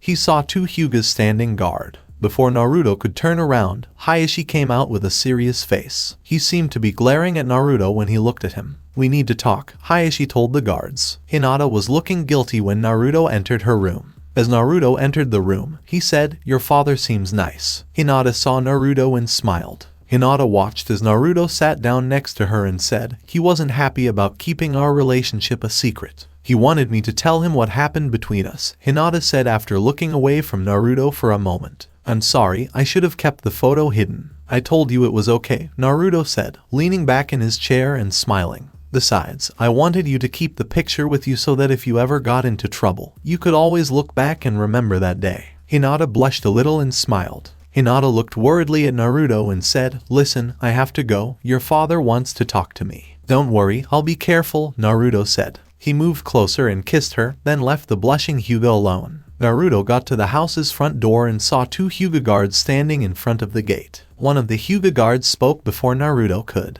"Hayashi is already waiting for you," said the guard, gesturing for Naruto to follow. Naruto did this, and as he walked around the Hyuga grounds, he noticed how beautiful the scenery was. It was covered with flowers of all colors, making it look like a rainbow. Naruto almost ran into the guard who was helping him. The guard pointed to the door and said, "Hayashi is inside." Naruto nodded and thanked the guard, who responded with a small nod before walking away. Naruto was about to knock when Hayashi spoke. His only response was, "Come." Naruto walked into the room and found himself staring at Hayashi, but he wasn't the only one there. Another Hyuga was there, but this one was a lot older. He looked, saw Naruto, and his eyes got very dark. "Father, we'll continue this later, but right now I need to talk to a certain person," Hayashi said. His father nodded and walked away with Hayashi right behind him. When his father left, Hayashi shut and locked the door. Hayashi turned around and sat down right next to Naruto without looking at him. Naruto sat down when the Hyuga told him to. They just looked into each other's eyes for a couple of minutes. "I see you've been dating my daughter behind my back,"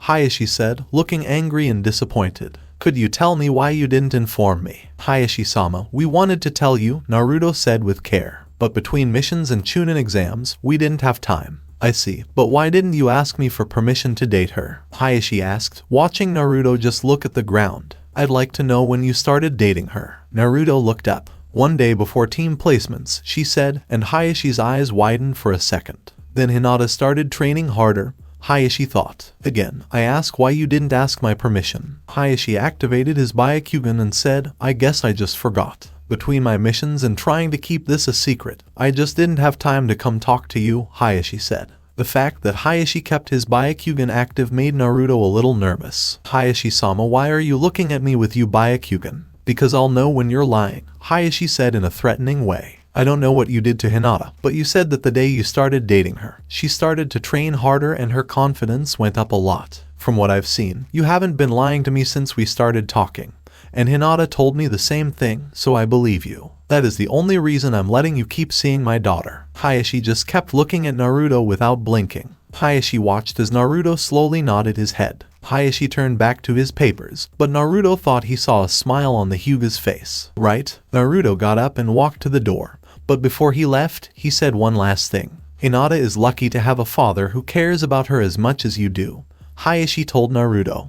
But Naruto wasn't there. Naruto's voice was sincere and didn't contain any sarcasm. Hayashi just shook his head and went back to his paperwork.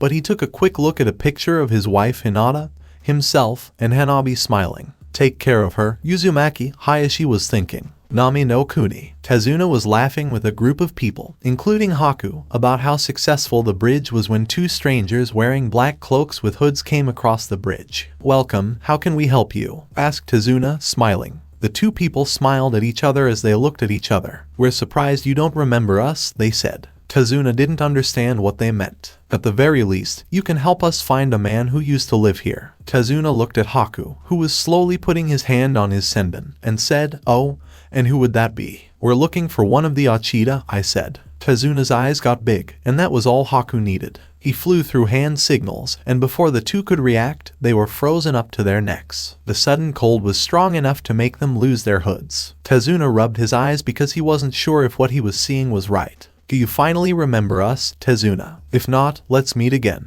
Denpa smiled as he looked at Tezuna's shocked face and said, "Hello, my name is Denpa." Ishiki just looked at Tezuna with a calm face and said, "And I'm Ishiki." Tezuna was surprised to see both of them. "I thought you two were dead," Tezuna told them. Then she just watched as they started to laugh. "What are you after?" "We already told you, Tezuna," Denpa said in a voice that sounded almost like an animal's. "We want to know where he is," said the other two, and Tezuna just looked at them with calm eyes. Jiraiya looked at Naruto, who had one eyebrow raised, and said, "Okay, so you want me to train you?" Naruto looked around and said, "Well, sure. You said you were a master of Fuinjutsu, and my seals are using too much chakra. Can you help me?" Jiraiya was confused. Jiraiya said, "Of course I can. I'm the great Jiraiya," and then he started to dance. "In just a month, kid, I'll give you a lot more than more control over your Fuinjutsu. But first we need to get you to control your chakra." Jiraiya clapped his hands together and was surrounded by smoke. Jiraiya was sitting on a toad with a scroll in its mouth when the smoke cleared. "First, I need you to sign this summoning contract," Jiraiya said, and the toad gently put the contract on the ground in front of Naruto. "Now, first you have to sign your name in blood." Naruto bit his finger and wrote his name next to Jiraiya's. Okay, now put some blood on the hand you signed the contract with, do the right hand signs, and slam your hand on the ground. Naruto nodded his head and did the hand signs, and then he slammed his hand on the ground. The smoke made it hard for Naruto and Jiraiya to see, but when it cleared, they were shocked to see the creature. A tadpole. Jiraiya yelled out, "You really have no power over your chakra, don't you?" Naruto yelled back, "I told you I wasn't good at controlling chakra. That's why I need your help to get it under control." Jiraiya looked at the mountain where the Hokage lived and then at Minato's head. Jiraiya had his back to Naruto when he said, "Okay, I'll help you control your chakra. But first, have you ever felt another kind of chakra inside you?" Jiraiya looked at Naruto, who flinched as if he remembered something he wanted to forget. Naruto mumbled, "Once. Okay, I want you to try to tap into that power," Jiraiya said. Naruto looked at him like he had no idea what he was talking about. "You don't know how to use it, do you?" Naruto shrugged his shoulders and said, "Sorry, the only time I used it was when I was on a mission and thought Sasuke had died." Jiraiya asked Naruto, "What did you feel?" Because he wanted to know how Naruto used the Kyuubi's chakra. "I was a little afraid for my life, but mostly I was angry," Naruto said with a kind smile as he looked at Jiraiya. "So he can only use the Kyuubi's chakra when he's under a lot of pressure," Jiraiya thought as he rubbed his chin. "Minato would kill me if he knew what I was about to do.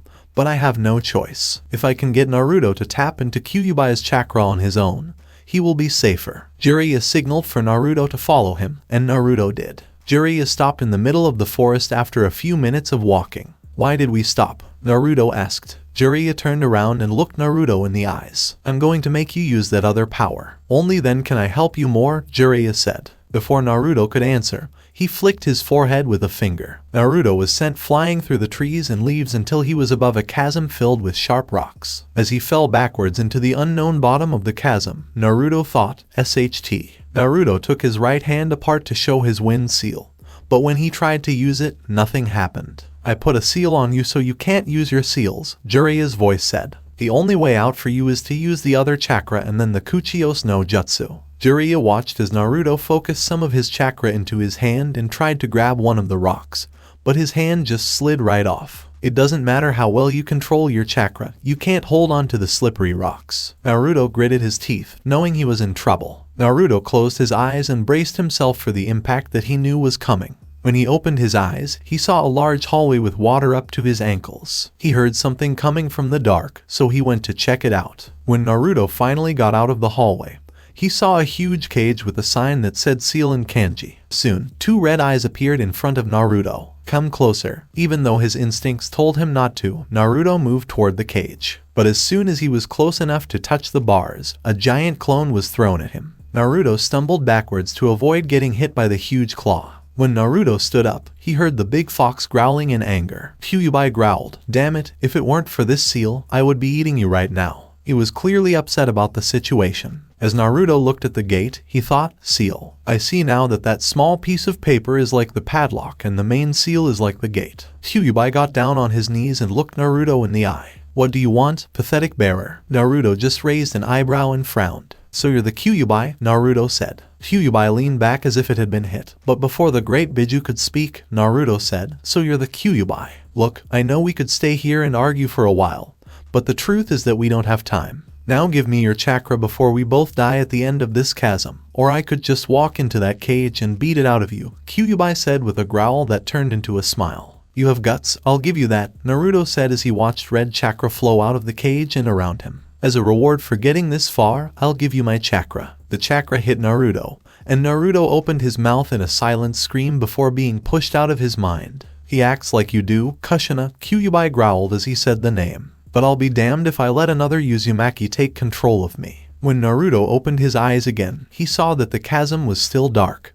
But there was also something else there. Naruto's power was spreading like wildfire. Naruto yelled, "This is it," as he bit his thumb, threw his arm forward, and pushed out his chakra. Jiraiya tried to get closer to see what was going on as Naruto, and the chasm went up in smoke. Naruto and Jiraiya were both very surprised when the smoke cleared. Naruto was on top of a toad's head, but this one was about as big as a village. "What's going on?" the toad asked, confused. The toad yelled, "What the hell is going on?" This made Naruto move forward and land on the toad's nose. The toad gave the boy on his nose an angry look. "Who are you the hell?" Naruto stood up and smiled at the toad. he said. "My name is Naruto Uzumaki, and I'm the one who called you here," the toad said. It kept staring at Naruto until it started to laugh. "What's the joke?" the toad said between laughs. "You being able to call for me. Do you know who I am? I'm Gamabunta, the chief toad." No weakling could Gamabunta stopped when Naruto jumped on his head and sat down. "What are you doing?" Naruto tightened his grip on the toad and said, "Well, if you think I didn't call you, there's no point in arguing with you.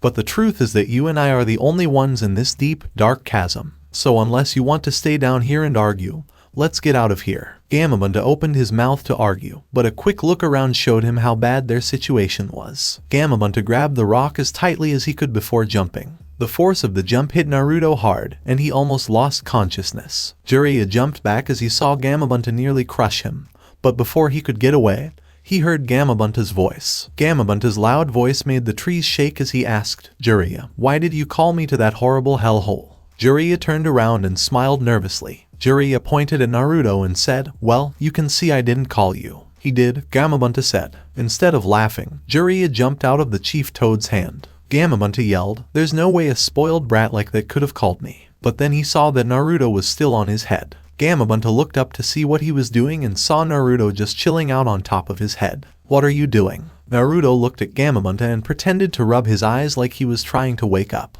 "What are you two fighting about?" Naruto jumped down and spread his arms. "Well, I guess I'll see you later, big man." Gamabunta watched Naruto smile as he said, "You really think I'll believe you called me?" Gamabunta jumped faster than Jiraiya could move and caught the toad hermit with his tongue before Jiraiya could react. "I'll bring Jiraiya here with me, and if you call me again, I'll believe it," Gamabunta told Naruto. Before Naruto could respond, Gamabunta and Jiraiya disappeared in a cloud of smoke. Naruto raised an eyebrow and looked around at the empty room. Naruto bit his thumb again and tried to pull on Kyuubi's power, saying, "Why is it so hard for people to believe me?" Naruto slammed his hand on the ground after taking some of the Biju's chakra. Naruto disappeared in a puff of smoke, and when the smoke cleared, Jiraiya was still wrapped up and Gamabunta was back and looking around confused. Gamabunta looked up and saw Naruto standing on his head again. He asked, "Do you believe me now?" "Gamabunta, you see, he did call you," Jiraiya said as he gently pulled himself out of Gamabunta's mouth. Gamabunta looked at Jiraiya again and wrapped his tongue around his leg.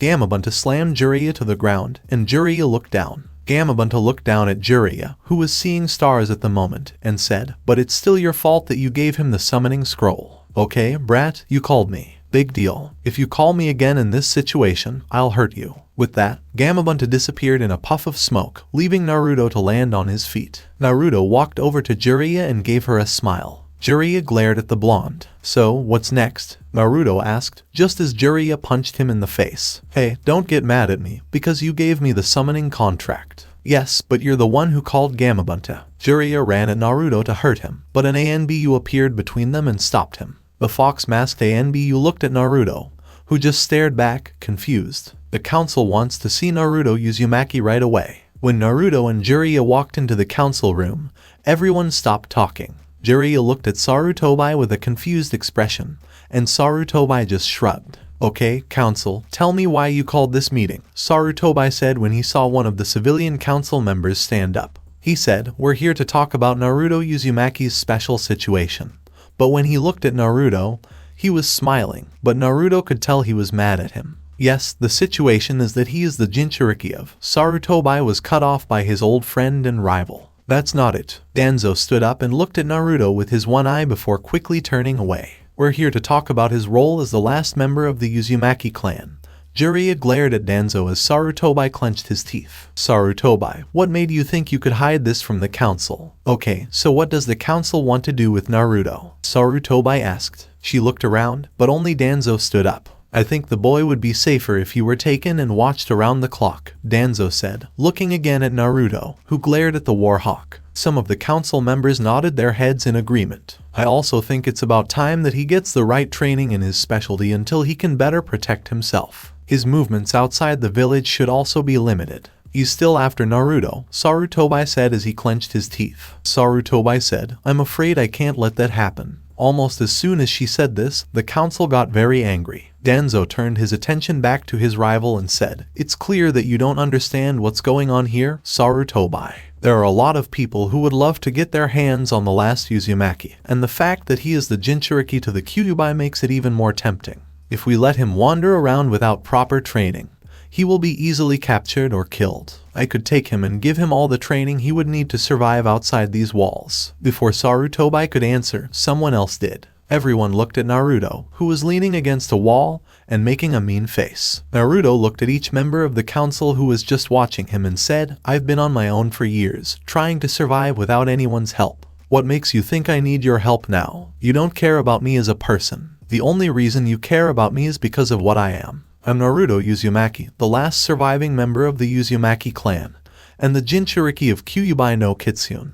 But I bet if I wasn't any of those things you wouldn't care about me. So I'll say it again, I don't need your protection." Naruto turned to leave, but Danzo stopped. Danzo smiled as Naruto turned around and said, "I don't think the meeting is over, boy." Naruto opened the door and slammed it shut behind him. He said, "I think I just gave up on it." At that exact moment, Hayashi got up and went out the door. "I think this meeting is over now that the reason for it is gone," Hayashi said. With that, he left, and the council meeting was over in an instant. "Don't tell anyone what was said in this meeting. If I find out what you said, Sarutobi just left the threat hanging in the air." Naruto was walking around until he noticed Hayashi looking at him. "Hello again, Hayashi-sama," Naruto said. Hayashi just blinked to show that he heard Naruto. "If I may ask, what do you want this time?" "In a little while, Hinata will be released from the hospital," Hayashi said in a calm voice. "She knows to go to the Hyuga Manor first, and the way you were walking suggests you were going to the hospital, right?" Naruto nodded his head and smiled slightly. "May I find out why?"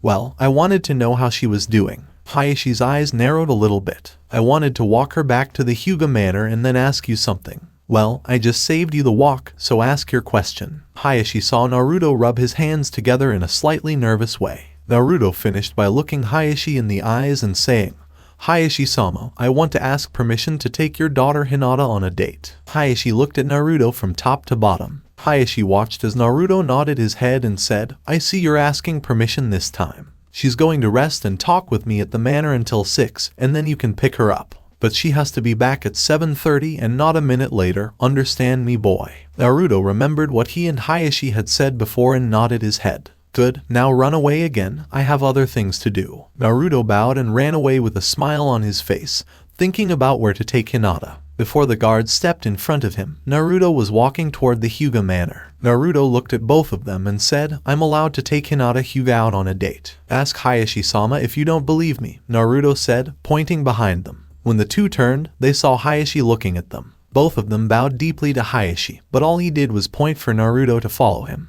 That's what Naruto did, but not before giving the two guards a friendly smile. "Hinata is getting ready in her room." Hayashi walked away from Naruto, but Naruto could tell that he was using his Byakugan. "She's supposed to be back by 7:30, remember that," Hayashi said with a dangerous tone in his voice. Naruto nodded his head and said, "I understand, Hayashi-sama." Hayashi stopped in his tracks and gave a slight glare to Naruto. "No, I don't think you do," she said. This made Naruto confused. "Hinata is the heir to the Hyuga clan, so she should be treated with respect. I'll just say it, I don't really like that she's dating you." "Is it because?" Naruto began, but Hayashi stopped him by putting up his hand. "That has nothing to do with it," said Hayashi as he completely turned around and looked at Naruto. "It has to do with your attitude, Uzumaki. You only get one chance to make a first impression, and yours was like a clown who played jokes on everyone. I don't like that my daughter likes you, but if it makes her stronger, I'll stay out of it." Naruto nodded, but stopped when Hayashi grabbed his shirt. "But I'll tell you one last time, if you hurt her, if she comes home crying or with a cut, I'll make you suffer." Naruto gulped, but Hayashi let go of him when he heard footsteps coming down the stairs. He turned around and saw Hinata wearing a cute little kimono with flowers all along the bottom. Hinata blushed when Naruto just smiled at her and said, "You're beautiful." Hinata said, "Father," and her father looked right back at her. "Remember what I told you, Hinata?" Hayashi said. He moved to the side to let Hinata pass. Hinata smiled and took Naruto's arm when he offered it to her. Hayashi smiled a little as he watched the two people leave. Hayashi smiled and looked up at the sky. "She's turning into a beautiful and strong young woman. Location unknown." Ishiki leaned backwards and groaned as he popped his back and arms. He looked at his arm and saw that a big cut was making it bleed quickly. Ishiki turned around and saw Denpa setting fire to the bodies of 20 ninja. He said, "That guy got me good, bro." Denpa turned around, and he was holding a dagger in his hand. The dagger's handle was blue, and the guard was shaped like a vortex. Denpa put his sword back in its sheath and walked toward the huge building that looked like a fortress. Ishiki just shook his head and wrapped his arm around himself as he said, "I wonder if he'll be glad to see us again." Denpa pushed on the door, and it opened to reveal a narrow hallway that was just barely lit. Denpa and Ishiki walked down the hallway until they got to the door, which they then blew open. When the two people walked into the room, they saw what looked like a cage hanging from the ceiling.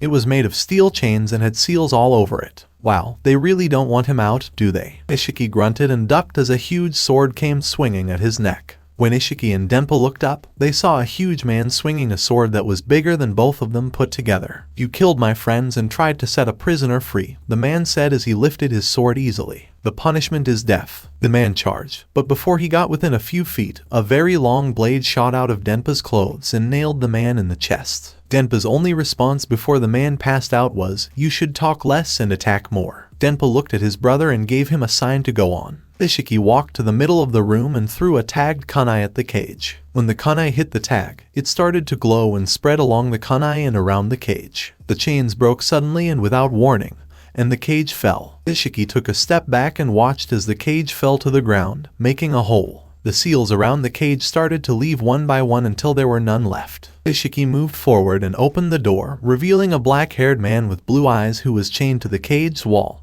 and covered in chakra-suppressing seals. Ishiki asked the man, who had a weak smile, "How have you been?" As he walked toward him, "Tazuna told us you were taken, but she didn't know exactly where. Luckily, I'm good at getting people to tell me things. I thought you were dead," was all he said before putting his head down. "Yeah, that happens a lot to me and my brother," Ishiki said as he cut the chains that were holding him to the wall. The man fell down and tried to get up, but fell again. Ishiki smiled as he picked up the man and said, "It looks like these seals are draining your energy, too." The man looked at Ishiki with a glare in his deep gray eyes and asked, "So, how was your vacation?" This made Ishiki laugh. The prison suddenly started to shake and rock, which made the three of them look around in surprise. They all said, "Shit." At the same time, from 3 miles away, the explosion looked like a pillar of light. Naruto and Hinata were having a great time, but a few people were staring at Naruto and saying mean things. Hinata looked at Naruto, who just kept smiling even though everyone else was looking at him with disgust. Hinata was thinking, what did Naruto do that was so bad? As they got closer to their destination, Ikaraku Ramen, Fuchai smiled at his best customer as he turned around. "How are you doing, Naruto?" For a few seconds, Fuchai didn't notice Hinata. "Hello, my name is Fuchai, and yours is?" Hinata smiled and bowed her head a little bit. Fuchai smiled at the couple and called out to Iame, saying, "Hinata Hyuga." Iame looked and saw Naruto with his arm around a red-faced Hinata. She asked, "What's wrong, Dad?" When someone said, "Oh, you two are so cute together," it made them blush even more. "So, what do you two want?" "Well, I'd like to take out 4 bowls of miso ramen," he said. This surprised the other two, so Naruto had to explain himself. "Hinata and I are going to have a picnic with our favorite foods. We already have hers, so all we need is mine, and we'll be on our way." They both smiled widely and nodded their heads. When they got back, all the food was in a bag that kept the heat inside to keep it warm. Naruto took the bag and put it in his left arm's storage seal. "Bye, guys. Have a good day," Naruto and Hinata said as they waved goodbye. Naruto and Hinata kept walking until they were in a forest with flowers, trees, and a beautiful waterfall in front of them. Naruto took the food he and Hinata got from the stories out of its packaging and spread it out on a picnic blanket. "This is so lovely, Naruto," Hinata said as she grabbed a can of red bean soup. "I know, but it's not as beautiful as you." Naruto looked at Hinata and saw her face turn as red as fire. Naruto smiled as he ate his ramen, and birds started to chirp all around them. Naruto put down his bowl of ramen and sat down. Naruto looked at Hinata, who seemed to be thinking about something else. "What's wrong, Hinata?" Hinata looked at Naruto and then back at the ground. "Naruto, why do they do that?" Hinata asked. Naruto looked at her like he didn't understand. Naruto watched as Hinata turned around and looked him in the eyes. "What do you mean?" Hinata saw that Naruto's eyes were looking sad, and she asked, "Why do the villagers look at you and say things with such hatred in their voices?" "I'm sorry, Naruto, if it's personal." Naruto suddenly smiled, but it was a sad smile. "It's okay, Hinata." Naruto sat up and looked at her. "But I can't tell you right now." Hinata was confused and asked, "Why not?" Naruto looked at the ground and at the food he and Hinata were eating.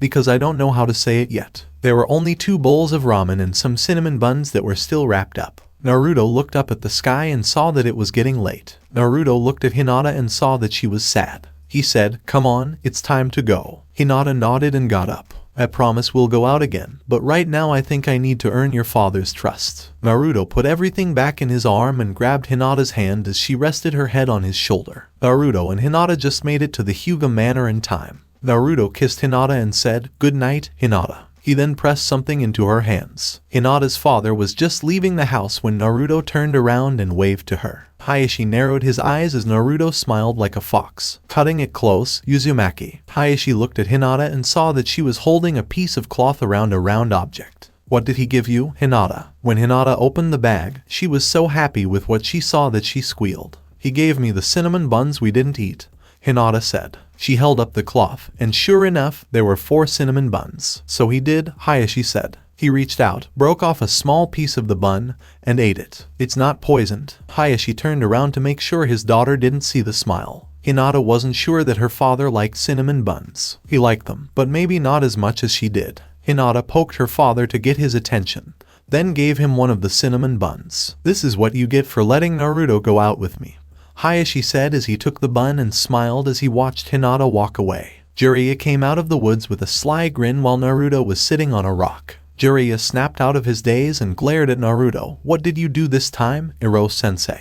Jiraiya yelled, "I told you not to call me that." Naruto crossed his arms and watched Jiraiya sit down. "So, are you going to help me?" he asked. Jiraiya watched as Naruto stood up in an instant and asked, "Okay, so what do you want me to teach you?" Naruto looked at Jiraiya with fire in his eyes and said, "I need your help controlling my chakra. I need your help to stop using so much chakra in my Fuinjutsu." Jiraiya waved at Naruto to tell him to calm down. Naruto took off one of his bandages and showed Jiraiya his right arm seal. He said, "Okay, let me look and see what's wrong." Jiraiya looked at the seal and his eyes kept getting bigger and bigger as he was surprised. "I've never seen a seal network like this, kid. You have so many different networks coming in and out that I don't know which one is causing the problem." Naruto looked down with a bit of sadness in his eyes. "So you can't help me," Naruto said as he pulled his arm back and started to wrap his bandages. Jiraiya took Naruto's arm again and looked at the seal. She said, "I might be able to give you a short-term fix. It's a seal that helps you control chakra. It limits how much chakra you can use, like shutting off a pipe. The only problem is that if you force chakra through it, the seal will break and hurt you. Do you want to try it?" Naruto thought about it and nodded his head.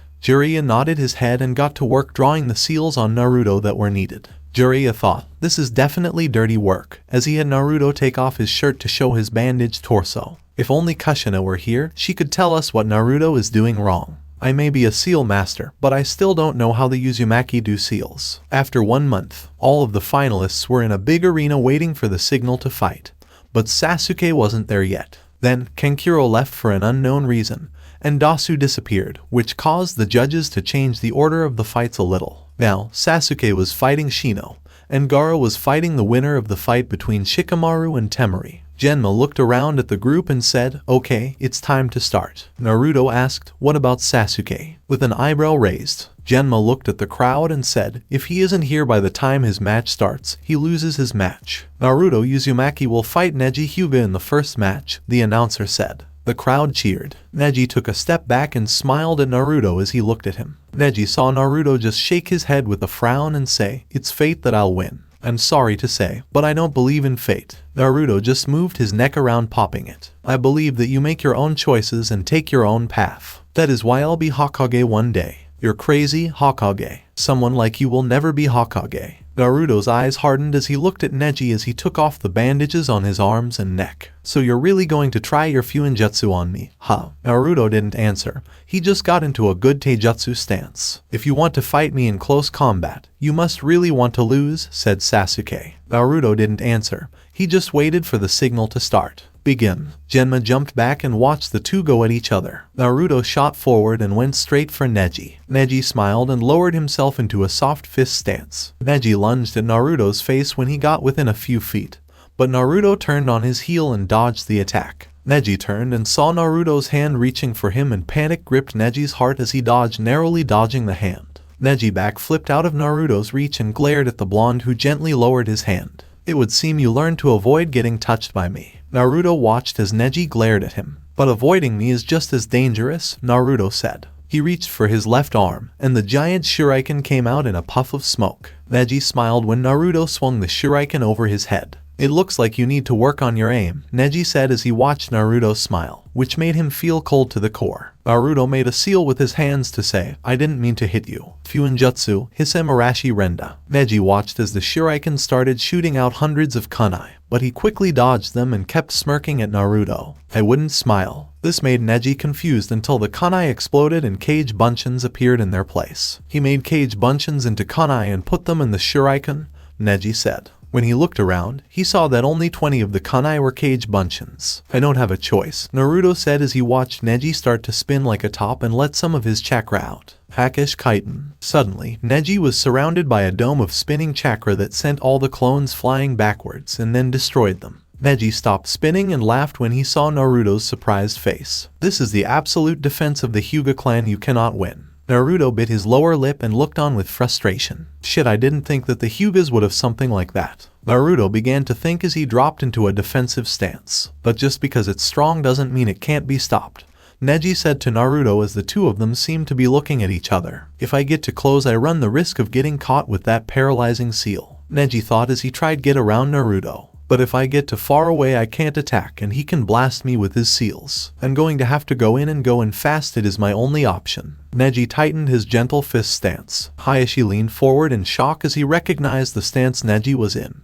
Hanabi looked at her father, who was biting his lip and looking a little nervous, and said, it can't be. Hanabi raised one eyebrow and wondered, what's wrong with Dad? Before Neji spoke, Naruto looked at him with a bit of confusion. You're within my field of divinity. This confused Naruto until he heard Neji call out his attack. Hack Rokugian Sho. Naruto's eyes widened as Neji spun and was in arm's length within a few seconds. Neji saw his chance and hit Naruto in the chest with his attack. Neji kept attacking, but behind him, a kunai exploded and turned into a copy that jumped at him. Neji saw the clone because of his Byakugan. He turned on a dime and hit it in the chest, killing it. Neji turned around again to finish his attack, but Naruto moved quickly and touched his arm. Neji put a lot of chakra in his hand and slammed it into Naruto's stomach, knocking him back. Naruto was sent sliding across the ground until he stopped about 10 feet away from Neji. Naruto fell to his knees and grabbed his stomach as he struggled to breathe. Neji stopped when he couldn't move and saw Naruto holding a tiger seal. He said, I told you that fate said I would win. Got it. Naruto stood up, even though his legs hurt. I don't understand. Neji looked at Naruto confused. I don't understand how you can have so much hatred inside of you. I mean, what did the main branch do to you that was so bad? Neji began to chuckle and looked at Naruto with anger and pain in his eyes. You want to know why I hate the main branch? Neji began to build up chakra until he shattered the seal Naruto placed on him. Naruto gritted his teeth. He knew the seal wouldn't stop someone with perfect chakra control, but he hoped it would keep him away long enough. I will tell you the reason behind my hatred. Neji took off his headband and revealed a seal on his forehead. The old man was sitting in his rocking chair and rocking back and forth when he heard a branch snap. He looked over and saw Ishiki, with Denpa and the brown-haired man, but all three of them were bleeding and covered in burns. You made it back, what happened to you? The old man looked at the three with worry in his eyes. Well, apparently when they were draining his chakra in that cage, it wasn't going to the seals. Ishiki laid his brother and the man down and looked at the old man. They were storing it inside containers set to explode with the amount of chakra inside of them when the cage was lowered without the key. We nearly got disintegrated by the explosion. The only thing that saved us was him making a barrier around us. The two looked at the man, who looked a little bit more pale than before. I hope this guy is worth the trouble we went to get him. Trust me, he is. The old man watched as the man in question opened his gray eyes. Welcome back, Kakuheki. He smiled at him with kindness. I will continue the story in next part. Till then, we weeb offline.